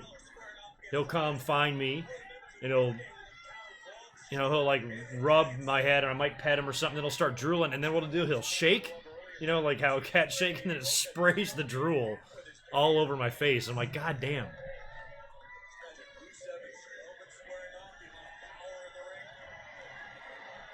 All the shit you put me through, buddy. This is all mind games right here. If you ask me, I think Owens is most worried about Balor. That's why he spent so much time trying to get in his head last week and tonight. The interesting thing about I'd be fine with either one of these two guys. These are my 2 top Raw picks, I think, to win the briefcase. I mean, you would think Strowman, he could easily win this match, but I don't know. I think Balor might be fun. I think Kevin Owens might be fun. Kevin Owens would be a lot of fun. Just all the trolling he can do with that briefcase. wrestles spin to the ground, the side headlock. One I was going to mention before, out of the 8 men, well, 7. Only 2 have had experience in the Money in the Bank contract ladder match. The Miz has been in 3 with a win. Kevin Owens has been in 2. The wild card in all this is New Day, and who New Day will pick to represent their team. I'm going to make it my personal mission to find out which member of New Day is going to represent tomorrow night on SmackDown Live. Well, if it's Kofi, he's already been in 6 Money in the Bank contract ladder matches. Damn, Kofi's been in 6? Holy shit. It's got to be Big E, man. And a kick out by Balor. And imagine Big E bringing his power in with Strowman and Rusev. The 3 of those guys reinforce the ring with those 3 bosses. It's always the cat's fault for the wet bed. Jesus Christ. Vintage Kevin Owens, as you would say, Michael Cole, just wearing his opponent down, leaning all of his body weight on Finn, slowing down the pace. But everything changes in 2 weeks because there's no pinfalls, no submissions, no countouts, no disqualifications. No, it's crazy if The only thing you need to do is climb the ladder. Houston would have beaten Golden State, However, a win here would give one of these guys a we would have had momentum. the finals in that building last night, right? Money in the Bank, we got the Fatal 4-Way next week. I mean, both of these competitors will be joined by Strowman and Bobby Roode in the week prior to Money in the Bank. I mean, that could be a momentum killer. The match now is Finn Balor and Kevin Owens. Oh, Jesus, buddy, get down. All right. All right, I'm going to go wash all this cat hair and cat drool off my hands real quick. Jesus, it's all over the place. What's going on with you, buddy? How do you do that to me? Few superstars have heavier hands than Kevin Owens. Well, Kevin Owens is a guy who understands that Money in the Bank is all about every man for himself. Finn rolls through.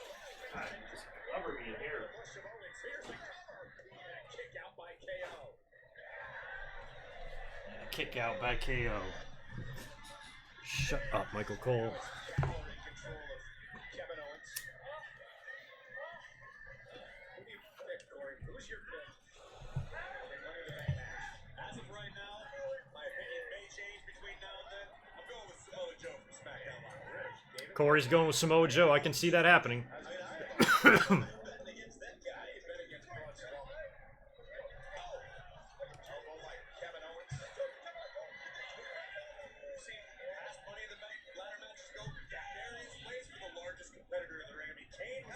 been a pretty uneventful Raw. I mean, if I'm going to do a review on this show, what the hell am I going to talk about? I mean, all this is Money in the Bank build. Nothing really significant is happening. Baron Corbin being this weird constable is probably the most newsworthy thing to come out of Raw because it's so fucking out of left field. And why? And why the tacos? Why do the tacos have to suffer?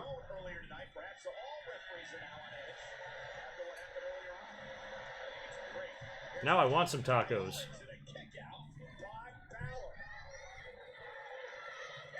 I've got a Taco Bell across the street, but I have some really good Mexican restaurants on both sides of me here. Authentic, local places. I might have to go pick up a couple burritos after watching the Kurt Hawkins segment.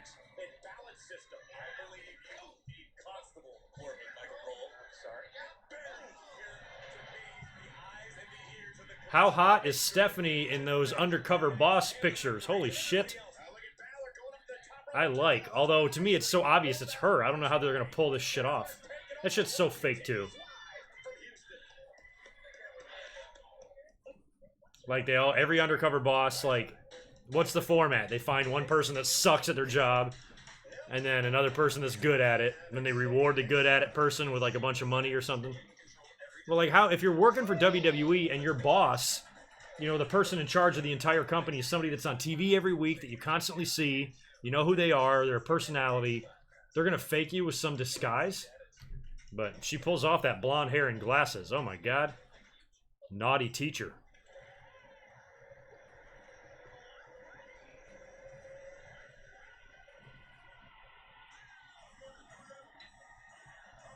Yeah, that's what I'm saying. She looks like a teacher.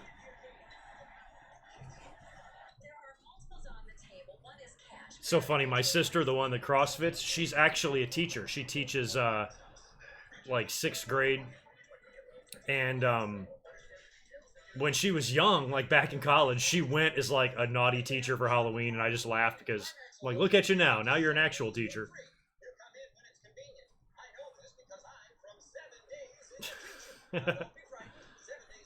She does kind of have that look. You just sat up here, and I just washed my hands. Go somewhere else now. Why don't I walk you over here? Let's do some feng shui. Come here. I'm gonna fall over the whole desk here. Here, buddy. Sit right here, man.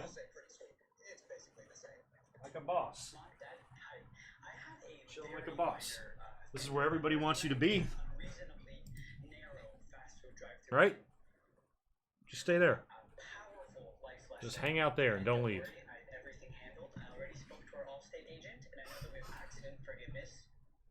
Oh yeah, hot for teacher, and then Stephanie dancing. Oh my god.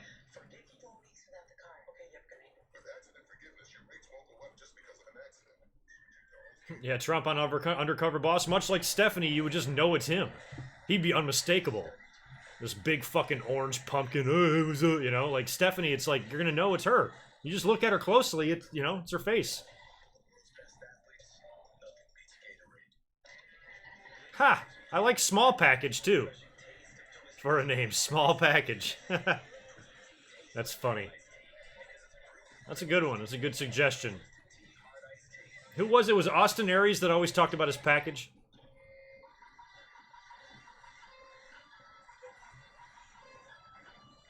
I don't know if I want to have the word small package on any of my videos. More like big package. Big gigantic package.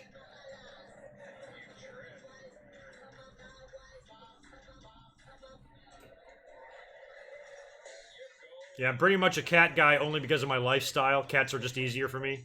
But I love dogs. I'll have a dog one day.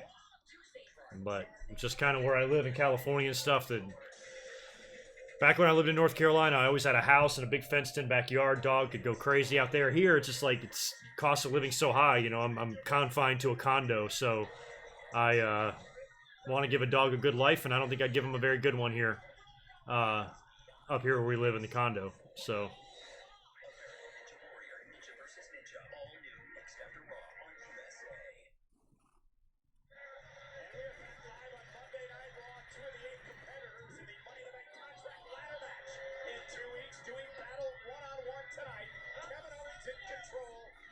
Stop yelling at me, Michael Cole. Finn and KO will be joined by Braun Strowman and Bobby Roode of Monday Night Raw. Monday Night Thunder. Samoa Joe, Rusev, and a That's pretty accurate there, Dan. now live in the Money in the Bank contract ladder match on the Yes, Todd. I live in California. I live in San Diego, which of course is German for whale's vagina. Monday Night Raw failed competitors. Kevin Owens, Finn Balor, Bobby Roode, and Strowman. Clubbing blow by Kevin Owens to Balor. Balor, though, continuing to fight back. You cannot measure the heart and guts of this man, Finn. And this is where I stream from every week, Todd Tate.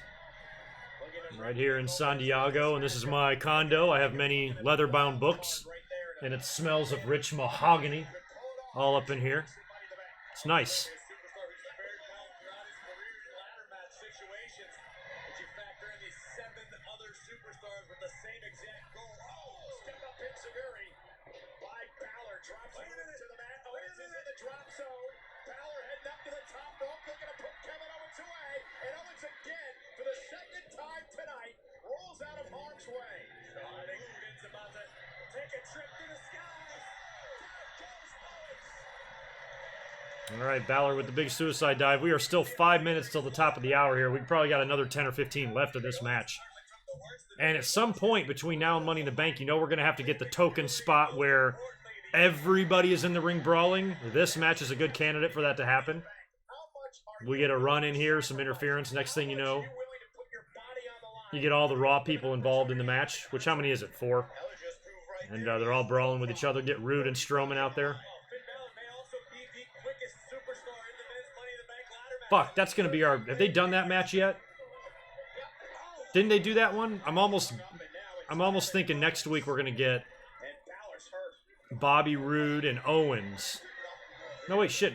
Bobby Roode's a babyface. All these guys are babyface except for Owens. I don't know what the fuck you do.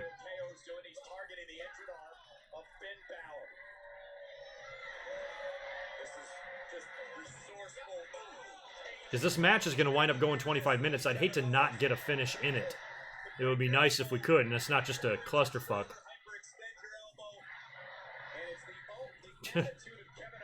You would move out of California because of the high taxes? That's just you? Taxes don't affect me that much. Cost of living affects me more. I make more money here than I did out in the East Coast. But money's not everything. Some of you pay for what you get, you know? You get what you pay for. And out here, things are a little bit more expensive because it's fucking awesome out here. Shittier places in the country are cheaper because they're shitty. So I'd rather pay a little bit more to live a little more pleasantly than just go to the cheapest place in the world. Otherwise, you're not living a very fulfilling life. Be in the middle of fucking nowhere.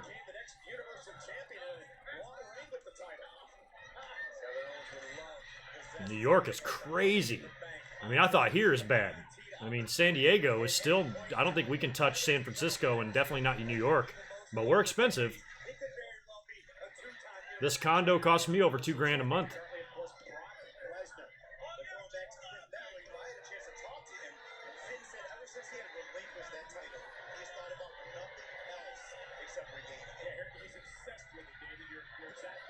No, I don't have a PS4. I don't play any video games at all.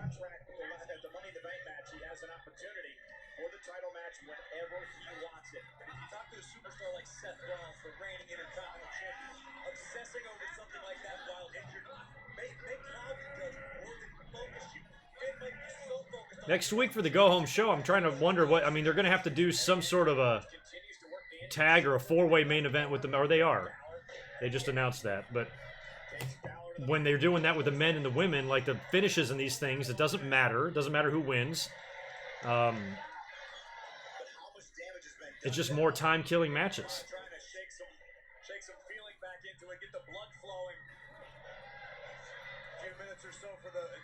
The men will probably main event next week. And I'm thinking that Roman and Jinder might have another tag.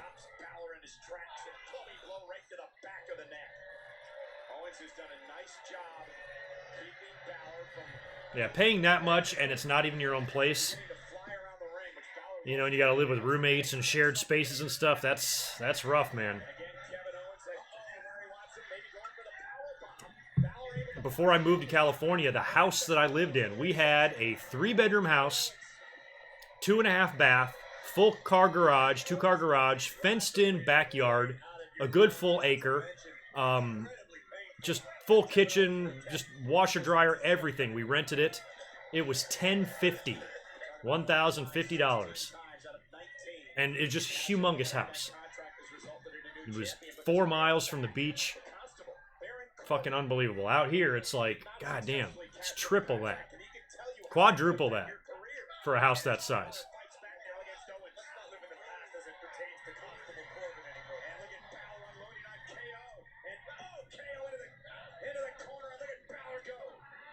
My friend, he raises a family in North Carolina with a $900 mortgage. It's awesome. I'm like, yeah, like, man, the East Coast might be summoning me home one day because I'm starting to get that itch, that desire to be back inside of a house. And I just never going to be able to achieve that here because I'm not spending $1 million on a house that I can get on the East Coast for $200,000 or maybe less.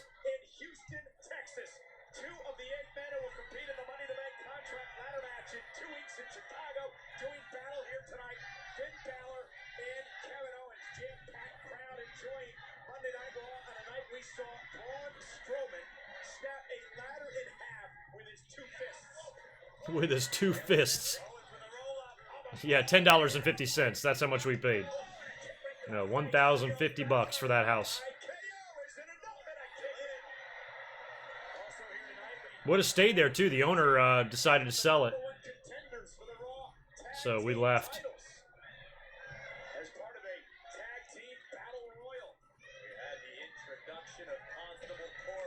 Southern MicWork is missing home a little bit. I've been talking to a lot of my friends lately because I'm heading back there next month. I'm going to go for like 9 days. I'm going to doing beach days and concert in the parks, and we got a cottage one night, and I'm doing all this great shit. And so I've been talking a lot with my Southern friends. So it's going to be a fun trip, and I'm probably going to get bit by the homesick bug while I'm there. But my life is too good out here in California to ever leave, at least right now.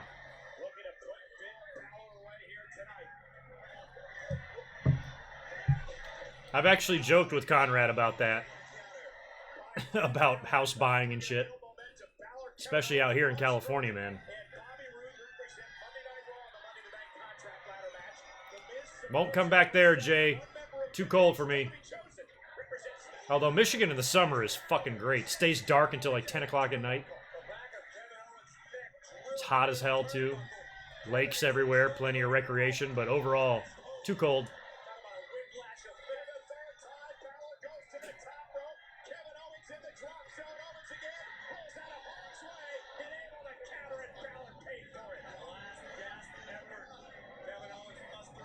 It's funny, dude, like mom's basement. The basement we had in my childhood home was fucking badass.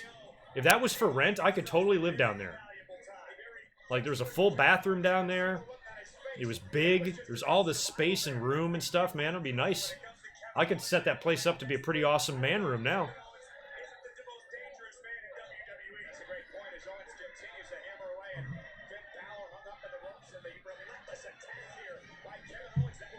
Our basement was badass. Wish I had more pictures of it. Are we gonna get a bell here?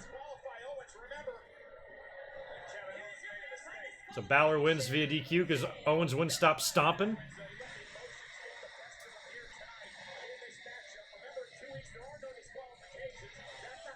that's it? What kind of Raw was this?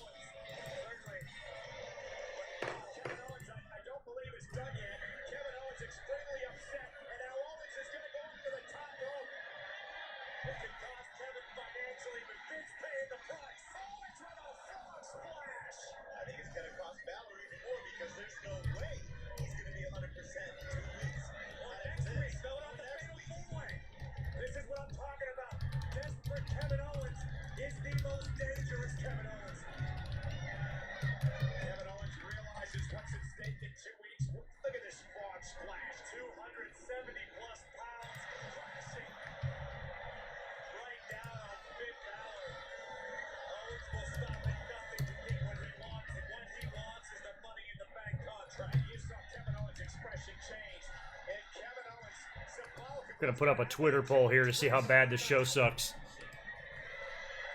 Alright, so Owens is pulling out a ladder. We got 5 after the hour here. So I don't know how the show's gonna go off the air, what the fuck's going on.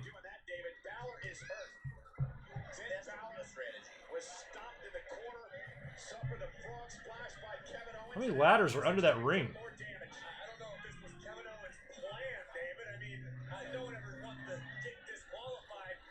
Well, the cool thing about this, that means earlier on, they had to know which ladder to grab. Which one was gimmicked for Strowman and which one was regular.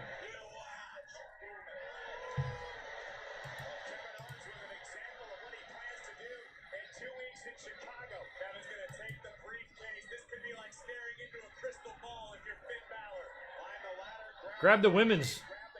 I hope he grabs the women's by accident. Is he gonna frog him off that?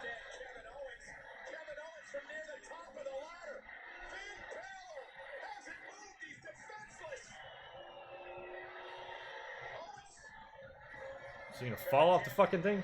He climbs down.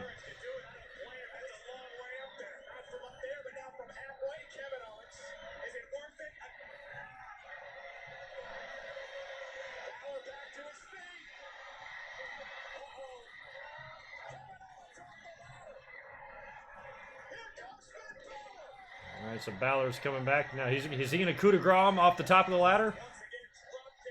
Could you imagine that bump?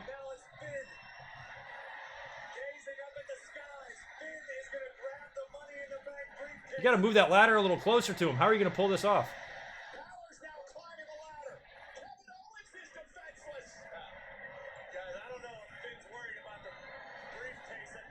Owens is trying to scoot over a little closer. He knows he's a little off.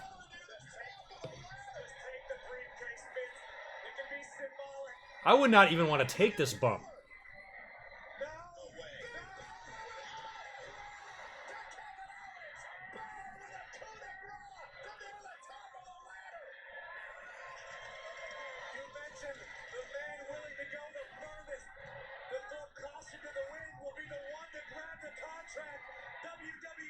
Grab the green one. Don't jack Swagger. Remember when Swagger couldn't get it off the fucking hook? There you go.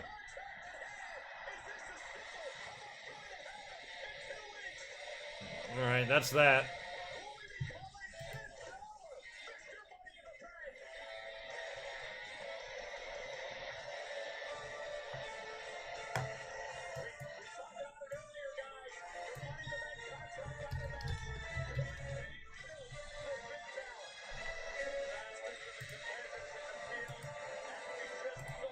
Well, I considered Raw to be boring tonight, in my opinion, so I put that in the poll. Am I right or wrong? Let me know over on the Twitter machine. Go follow me.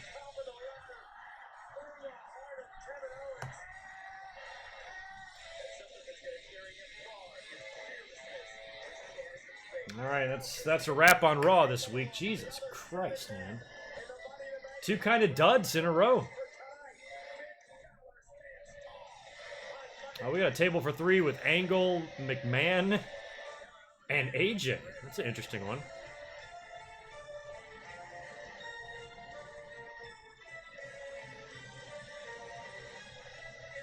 Yeah, how many did I hear? I didn't hear Michael Cole say Sling Blade, luckily. I'd much rather hear Michael Cole say he really likes them French fried potatoes. That would be better. 2 thumbs way down. Yeah, this Raw. See, this is part of the reason why I'm now up here doing these watch-alongs, because how can you expect me to sit through that shit? At least I'm up here talking with you guys. Telling Michael Cole to shut up every 5 seconds makes the show go by quicker, but this was a brutal week, man. That Lashley segment with Zayn was terrible. Everything was terrible. The beginning segment was so fucking predictable. When Elias and Seth started brawling and Jinder jumped in, we were like, well, shit.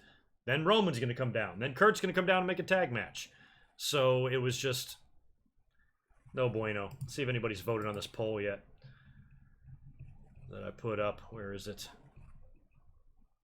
I've lost my own Twitter page. Just a few votes. Yeah, 95%. Yes, it sucked. All right, good. Not many votes on it, though, yet, but I'm sure we'll get a couple of hundred, so go over there and vote on the poll. But it was, I agree on Twitter, Padfoot Sam, it was a drag. Abel, Herrera, they aren't even trying anymore. It feels like it. It really does sometimes. And that's what I said. I mean, we were only 3 minutes into the show, and I was bitching. I'm like, this shit is so goddamn formulaic, because you knew it was going to happen. You know, they do the opening segment, and guys fight, and then there's a run-in, and then there's a tag. It's just like, it's the same shit, recycled week after week. So, I mean, they tried to further Seth and Elias, which is great. I'm happy about that feud happening, and I'm happy about the potential of Seth Rollins' future, maybe even going into SummerSlam, being the guy to challenge Brock Lesnar. I think all that's great. But, you know, aside from that, just all the build they did to Money in the Bank, it's treading water. You know, we had a long break in between pay-per-views here, so now Raw and SmackDown are just going to do these tags and these 4-ways and all the shit. Next week we got 2 4-ways on Raw, I think, with the 4 men and women's competitors. And then SmackDown will probably do something similar. And tomorrow night we got something going down on SmackDown tonight. I forgot what. But, yeah, just so, like, it's just, we're not going to see anything.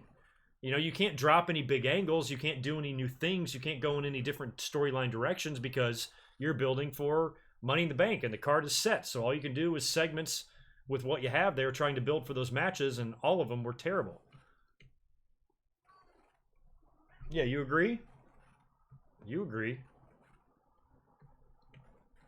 So just not an exciting show. Yeah, well, at least, Catherine, you were happy about Elias. We'll go to a show together, and we'll help each other. We'll be each other's wingman. I will help you get Elias. You can help me get Peyton Royce.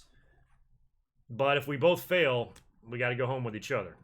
So that's the rule. Take it or leave it. But at least there's a chance for Elias, right? But yeah, I would like to invite Peyton Royce over for some chicken. That would be nice.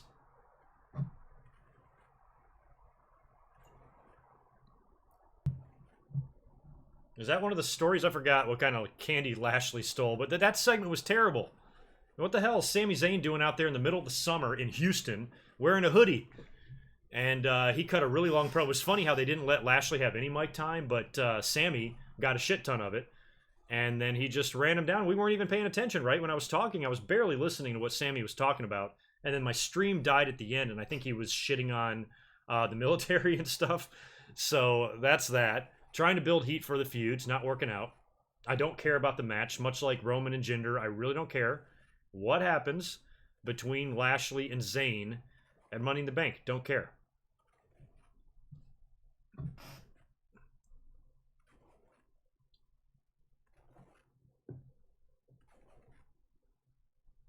No Black Bolt. You can have Billy Kay. I'll take Peyton Royce. And Catherine, you're into it. Great. So at least, regardless, we're all going to go home happy, right?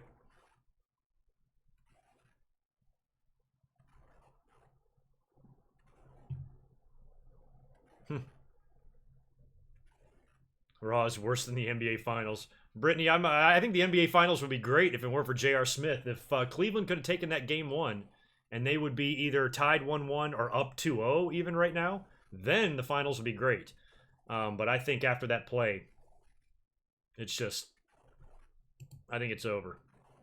So yeah, not very interested in the NBA Finals going forward. That's for sure. Yeah, we got a resounding yes on that poll so far. So yeah, I think tonight's Raw was pretty bad overall. It's going to get pretty shitty reviews online, I'm guessing, and all over YouTube and social media. I am hoping that SmackDown gives us something tomorrow, because I'll be up here for a video this week, normal time, but it might be a kind of a shorter one because I'm going to be up here again this weekend to talk about CM Punk's UFC fight. Probably mention something about Dominion as well. Hey, buddy. And then I'll be up here for a stream again on Monday night. I'm excited about the changes to the channel. It should be fun.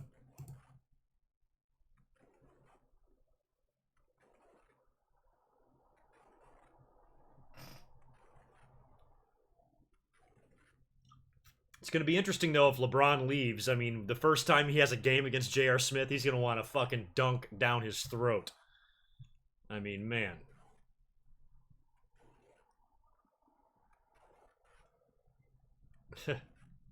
I was about to say, you're putting me ahead of Elias? Okay, yeah, after Elias, of course. Then, yeah, hopefully Total Divas and Chris Lee Knows Best easily was the highlight tonight, because we didn't see shit on Raw. Nothing at all. Wait, where are we here? Can you see this fool laying down? Look at him. Little fucker. You're mad because you can't sit in my lap. That's the problem. There we go. Put it all back.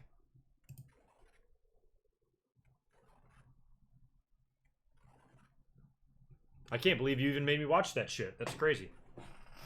What's our audience like in here? How people still hanging out? I'll hang out for a little while, but I'll probably get out of here soon. Oh, we got a pretty decent audience. It's still a really shitty amount of likes, though. But yeah, I mean, a lot of people weren't even interested in watching Raw tonight. I mean, it was like last week. I mean, we could have skipped last week and tonight, and would we have known any difference? No. Easily. Wouldn't have mattered. Money in the Bank has not changed really at all. The only announcement we got was after last week, the Intercontinental title match. Aside from that, it's just more meaningless time-killing matches that don't really serve any purpose other than risking the health of your talent ahead of a pay-per-view.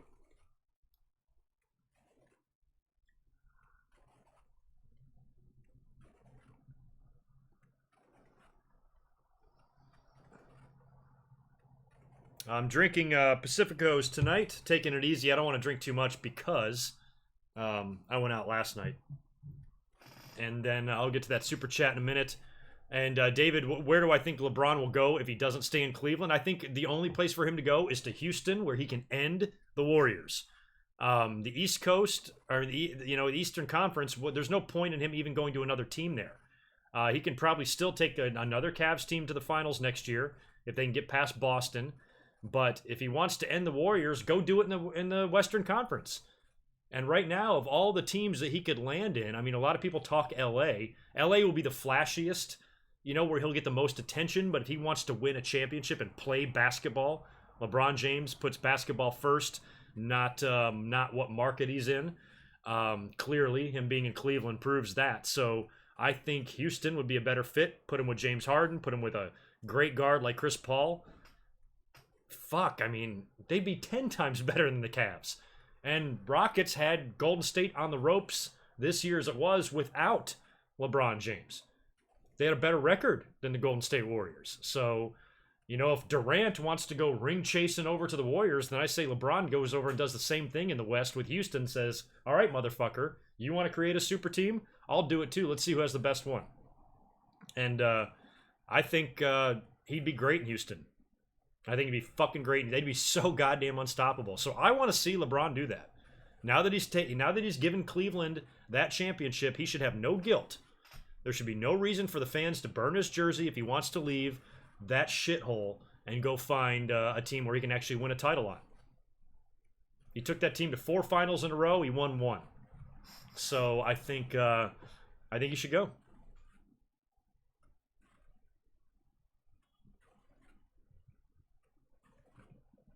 I mean, everybody's got an ego. I don't think LeBron's ego is so out of control, though, to where it's like an issue. The guy is a fucking basketball savant. I mean, he's highly intelligent, knows his game, works his ass off. No drugs, no scandals, no affairs, no betting, and, no nothing. Dude keeps his nose clean, gives millions of dollars in charity. And he's the best in the league, and he knows it, and he wears $90 socks, so what?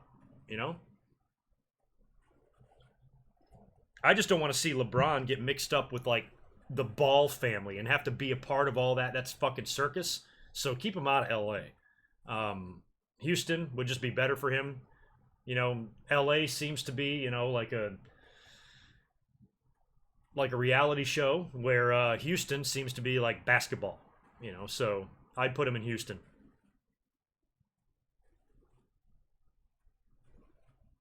No, I think LeBron does want to go to the Western Conference. I think there was a time where going to the West would not have benefited him because the West is so strong with, you know, teams in the past like Dallas and San Antonio and Houston, you know, and LA at times, and of course Golden State. You know, Phoenix has had some years on top in the last 10 or so years. So Western Conference is always tough, but now if your main goal is to end the Warriors, there's no, you know, it's just a good idea just to do it in Western Conference Finals than doing it in the finals. And I think he goes there, joins up. I'd say do it. I'd say go to Houston.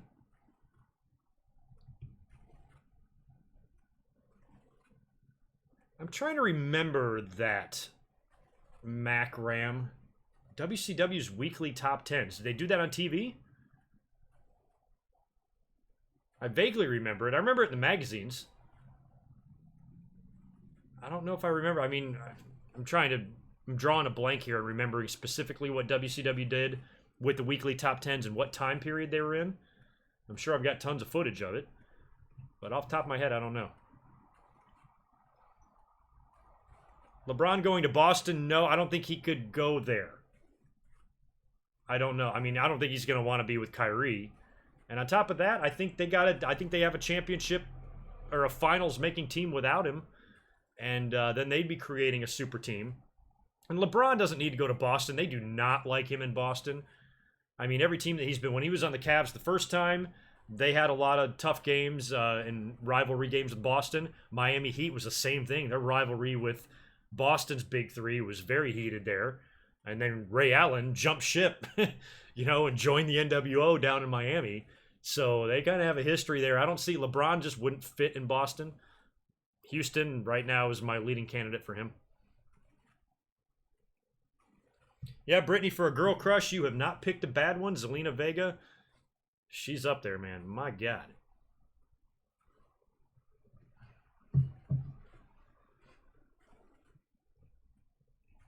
I love me some Zelina Vega, that's for sure. Well, it was a pretty successful stream nonetheless. I mean, Raw sucked tonight, but I got about probably 80 or 90 or so new subscribers tonight, which was nice. So please give this channel a sub if you have not yet already. And like the video and all that kind of stuff. And I'll hang out here for a little while longer, and then I'm going to get out of here and have some food and chill out. Yeah, again with the Eastern Conference, you know, New York City would be a market just like LA. LeBron could go there. But again, he'd be going to a team that's a non-playoff. You know, he'd be better off staying in Cleveland than going to New York, because then he'd be building a team from scratch. LeBron is now in the twilight of his career. Still the best player in the league, but still nearing the end. So the time is now. It's not time to build a team for the next 5 years to win a championship. It's time to win a championship tomorrow. So going to Houston, he's an instant competitor. You know, the only team standing in his way if he went to Houston would be Golden State, and then that's one super team versus another. And I think LeBron with Houston could beat Golden State, because Houston almost did it without him.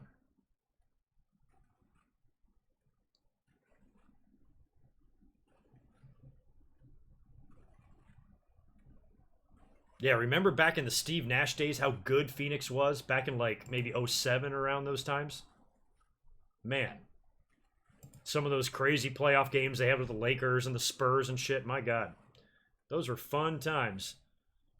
Nicholas, you don't want to know, brother, how Raw was tonight. Pretty crappy fucking show.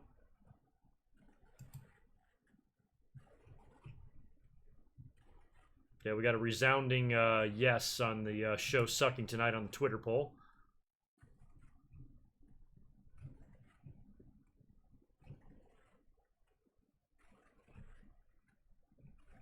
Yeah, I mean, we got just a whole lot of nothing. That was the problem with Raw tonight. It was just a whole lot of just matches for the sake of matches. The only thing strange that we saw is Baron Corbin, for some reason, came out there and attacked Kurt Hawkins, who lost his 200th straight match via disqualification to a jobber. For some reason, there was a table of tacos out there. Baron Corbin comes out,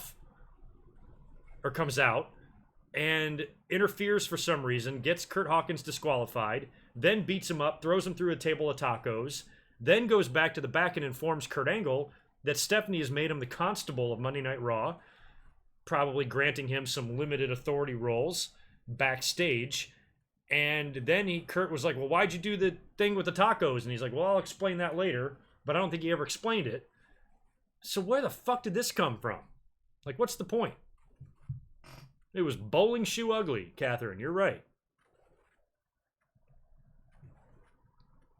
Uglier than a bowling shoe. My God. Yeah, so this was just one of those... So if SmackDown sucks equally worse tomorrow, my video, my 502 coming up this week is going to be short. And I plan on doing a lot of these other segments, too. I think it's going to be fun. I'm just looking to change things up on the channel. I want to just pump out some more content, get more videos, and I know I'll probably take a hit on the views. You know, if I upload shorter videos more frequently, it's not like I'm going to get the same amount of views I do on some of my other shit, but at least it's just more content, keeps me busier, is a little bit more, a little easier, and, you know, less annoying to do. Having to do these Raw and SmackDown reviews every week, especially when the shows suck, is just, to me, a waste of time. I'd rather come up here and talk about something worth discussing. So I'm going to kind of take it in that direction for now, see where it goes.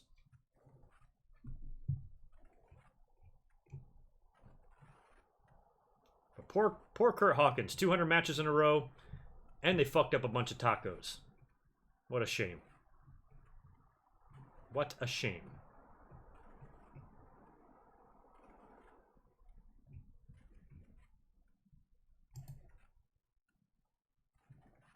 Yeah, I just don't think we had a whole lot to talk about tonight. None of my opinions really have changed right now for Money in the Bank as far as predictions go, as far as who I think is going to win some of these matches. I'm not expecting me to really get my firm predictions in place until my predictions video next week. But right now, I'm still pretty firm in what I'm thinking. And I want to see a little bit more what they do with Shinsuke and AJ on SmackDown because... You know, that feud's coming to an end here, and we got to wonder if they're going to put the belt on Nakamura or not. John Reddifer, thanks for the super chat. How legitimate are Bruce's stories on Something to Wrestle With? They're pretty legitimate. I mean, you got to remember, he's recalling things that happened 30 years ago. So it's not like your memory is going to be exact, but there's been a few times where I've remembered little crazy details specifically, and he spells them out exactly the way they happened, and I'm like, well, if he's remembering that correctly... then he's probably remembering a lot of the other things correctly too. But I also hear him make a few mistakes, and he's got, you know, timeline issues and stuff, but that's to be expected. I mean, you're recalling things that happened 20 years ago, 30 years ago in some cases. So it's probably, and involving so much. I mean, weeks and weeks and years of TV and shows and interactions with people. You're not going to be able to, you know, recall word for word conversations you had with people, you know what I mean? So I think overall his stories, they check out more than they don't. I'm sure he's not right all the time. But now, Catherine, what are you sending me now? I think you're just enjoying yourself in New York, kicking back, watching me all over the place. Natalya throws Lana's phone and clothes in the ocean.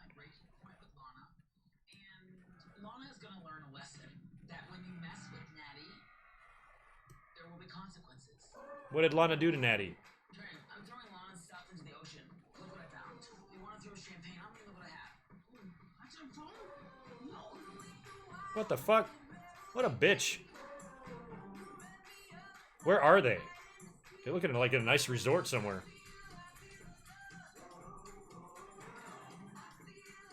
Where is my phone in my briefcase? What the fuck is going on? So what?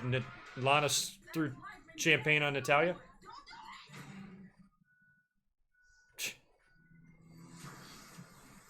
That's all gimmicked. That suitcase was empty. That was a working phone.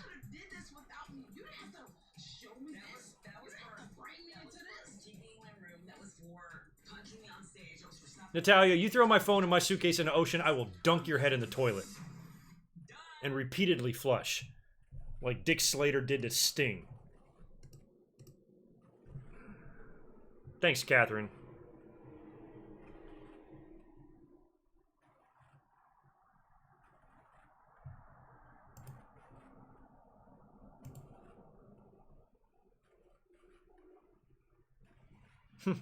Oh, they're in Cabo. Lana started fucking with her in a club. What the fuck?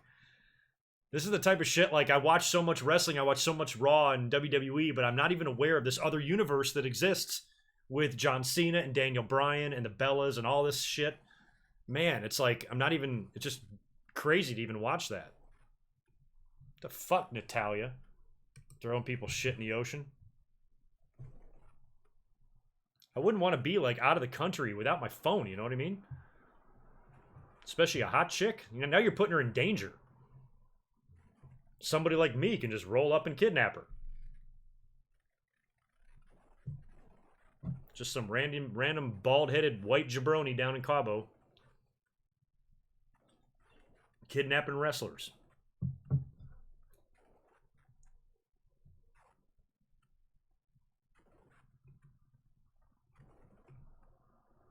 Yeah.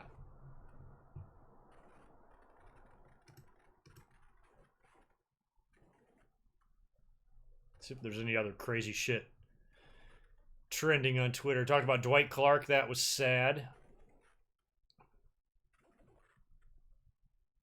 Nothing else exciting. I'm going to play some video games one of these days.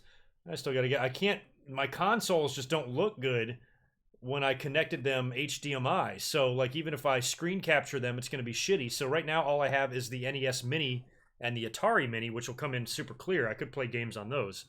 But I was hoping to play some Sega Genesis. I wanted to play the old Monday Night Raw, the wrestling game. So I'm just not ready. I just don't have my shit together.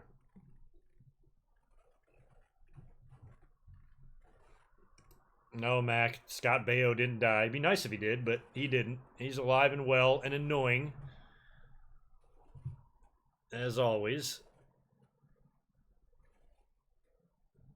Yeah, but shit, we've been watching. So we watched a couple of Total Divas, a couple of Total Divas clips, and a Grizzly Knows Best, courtesy of Catherine.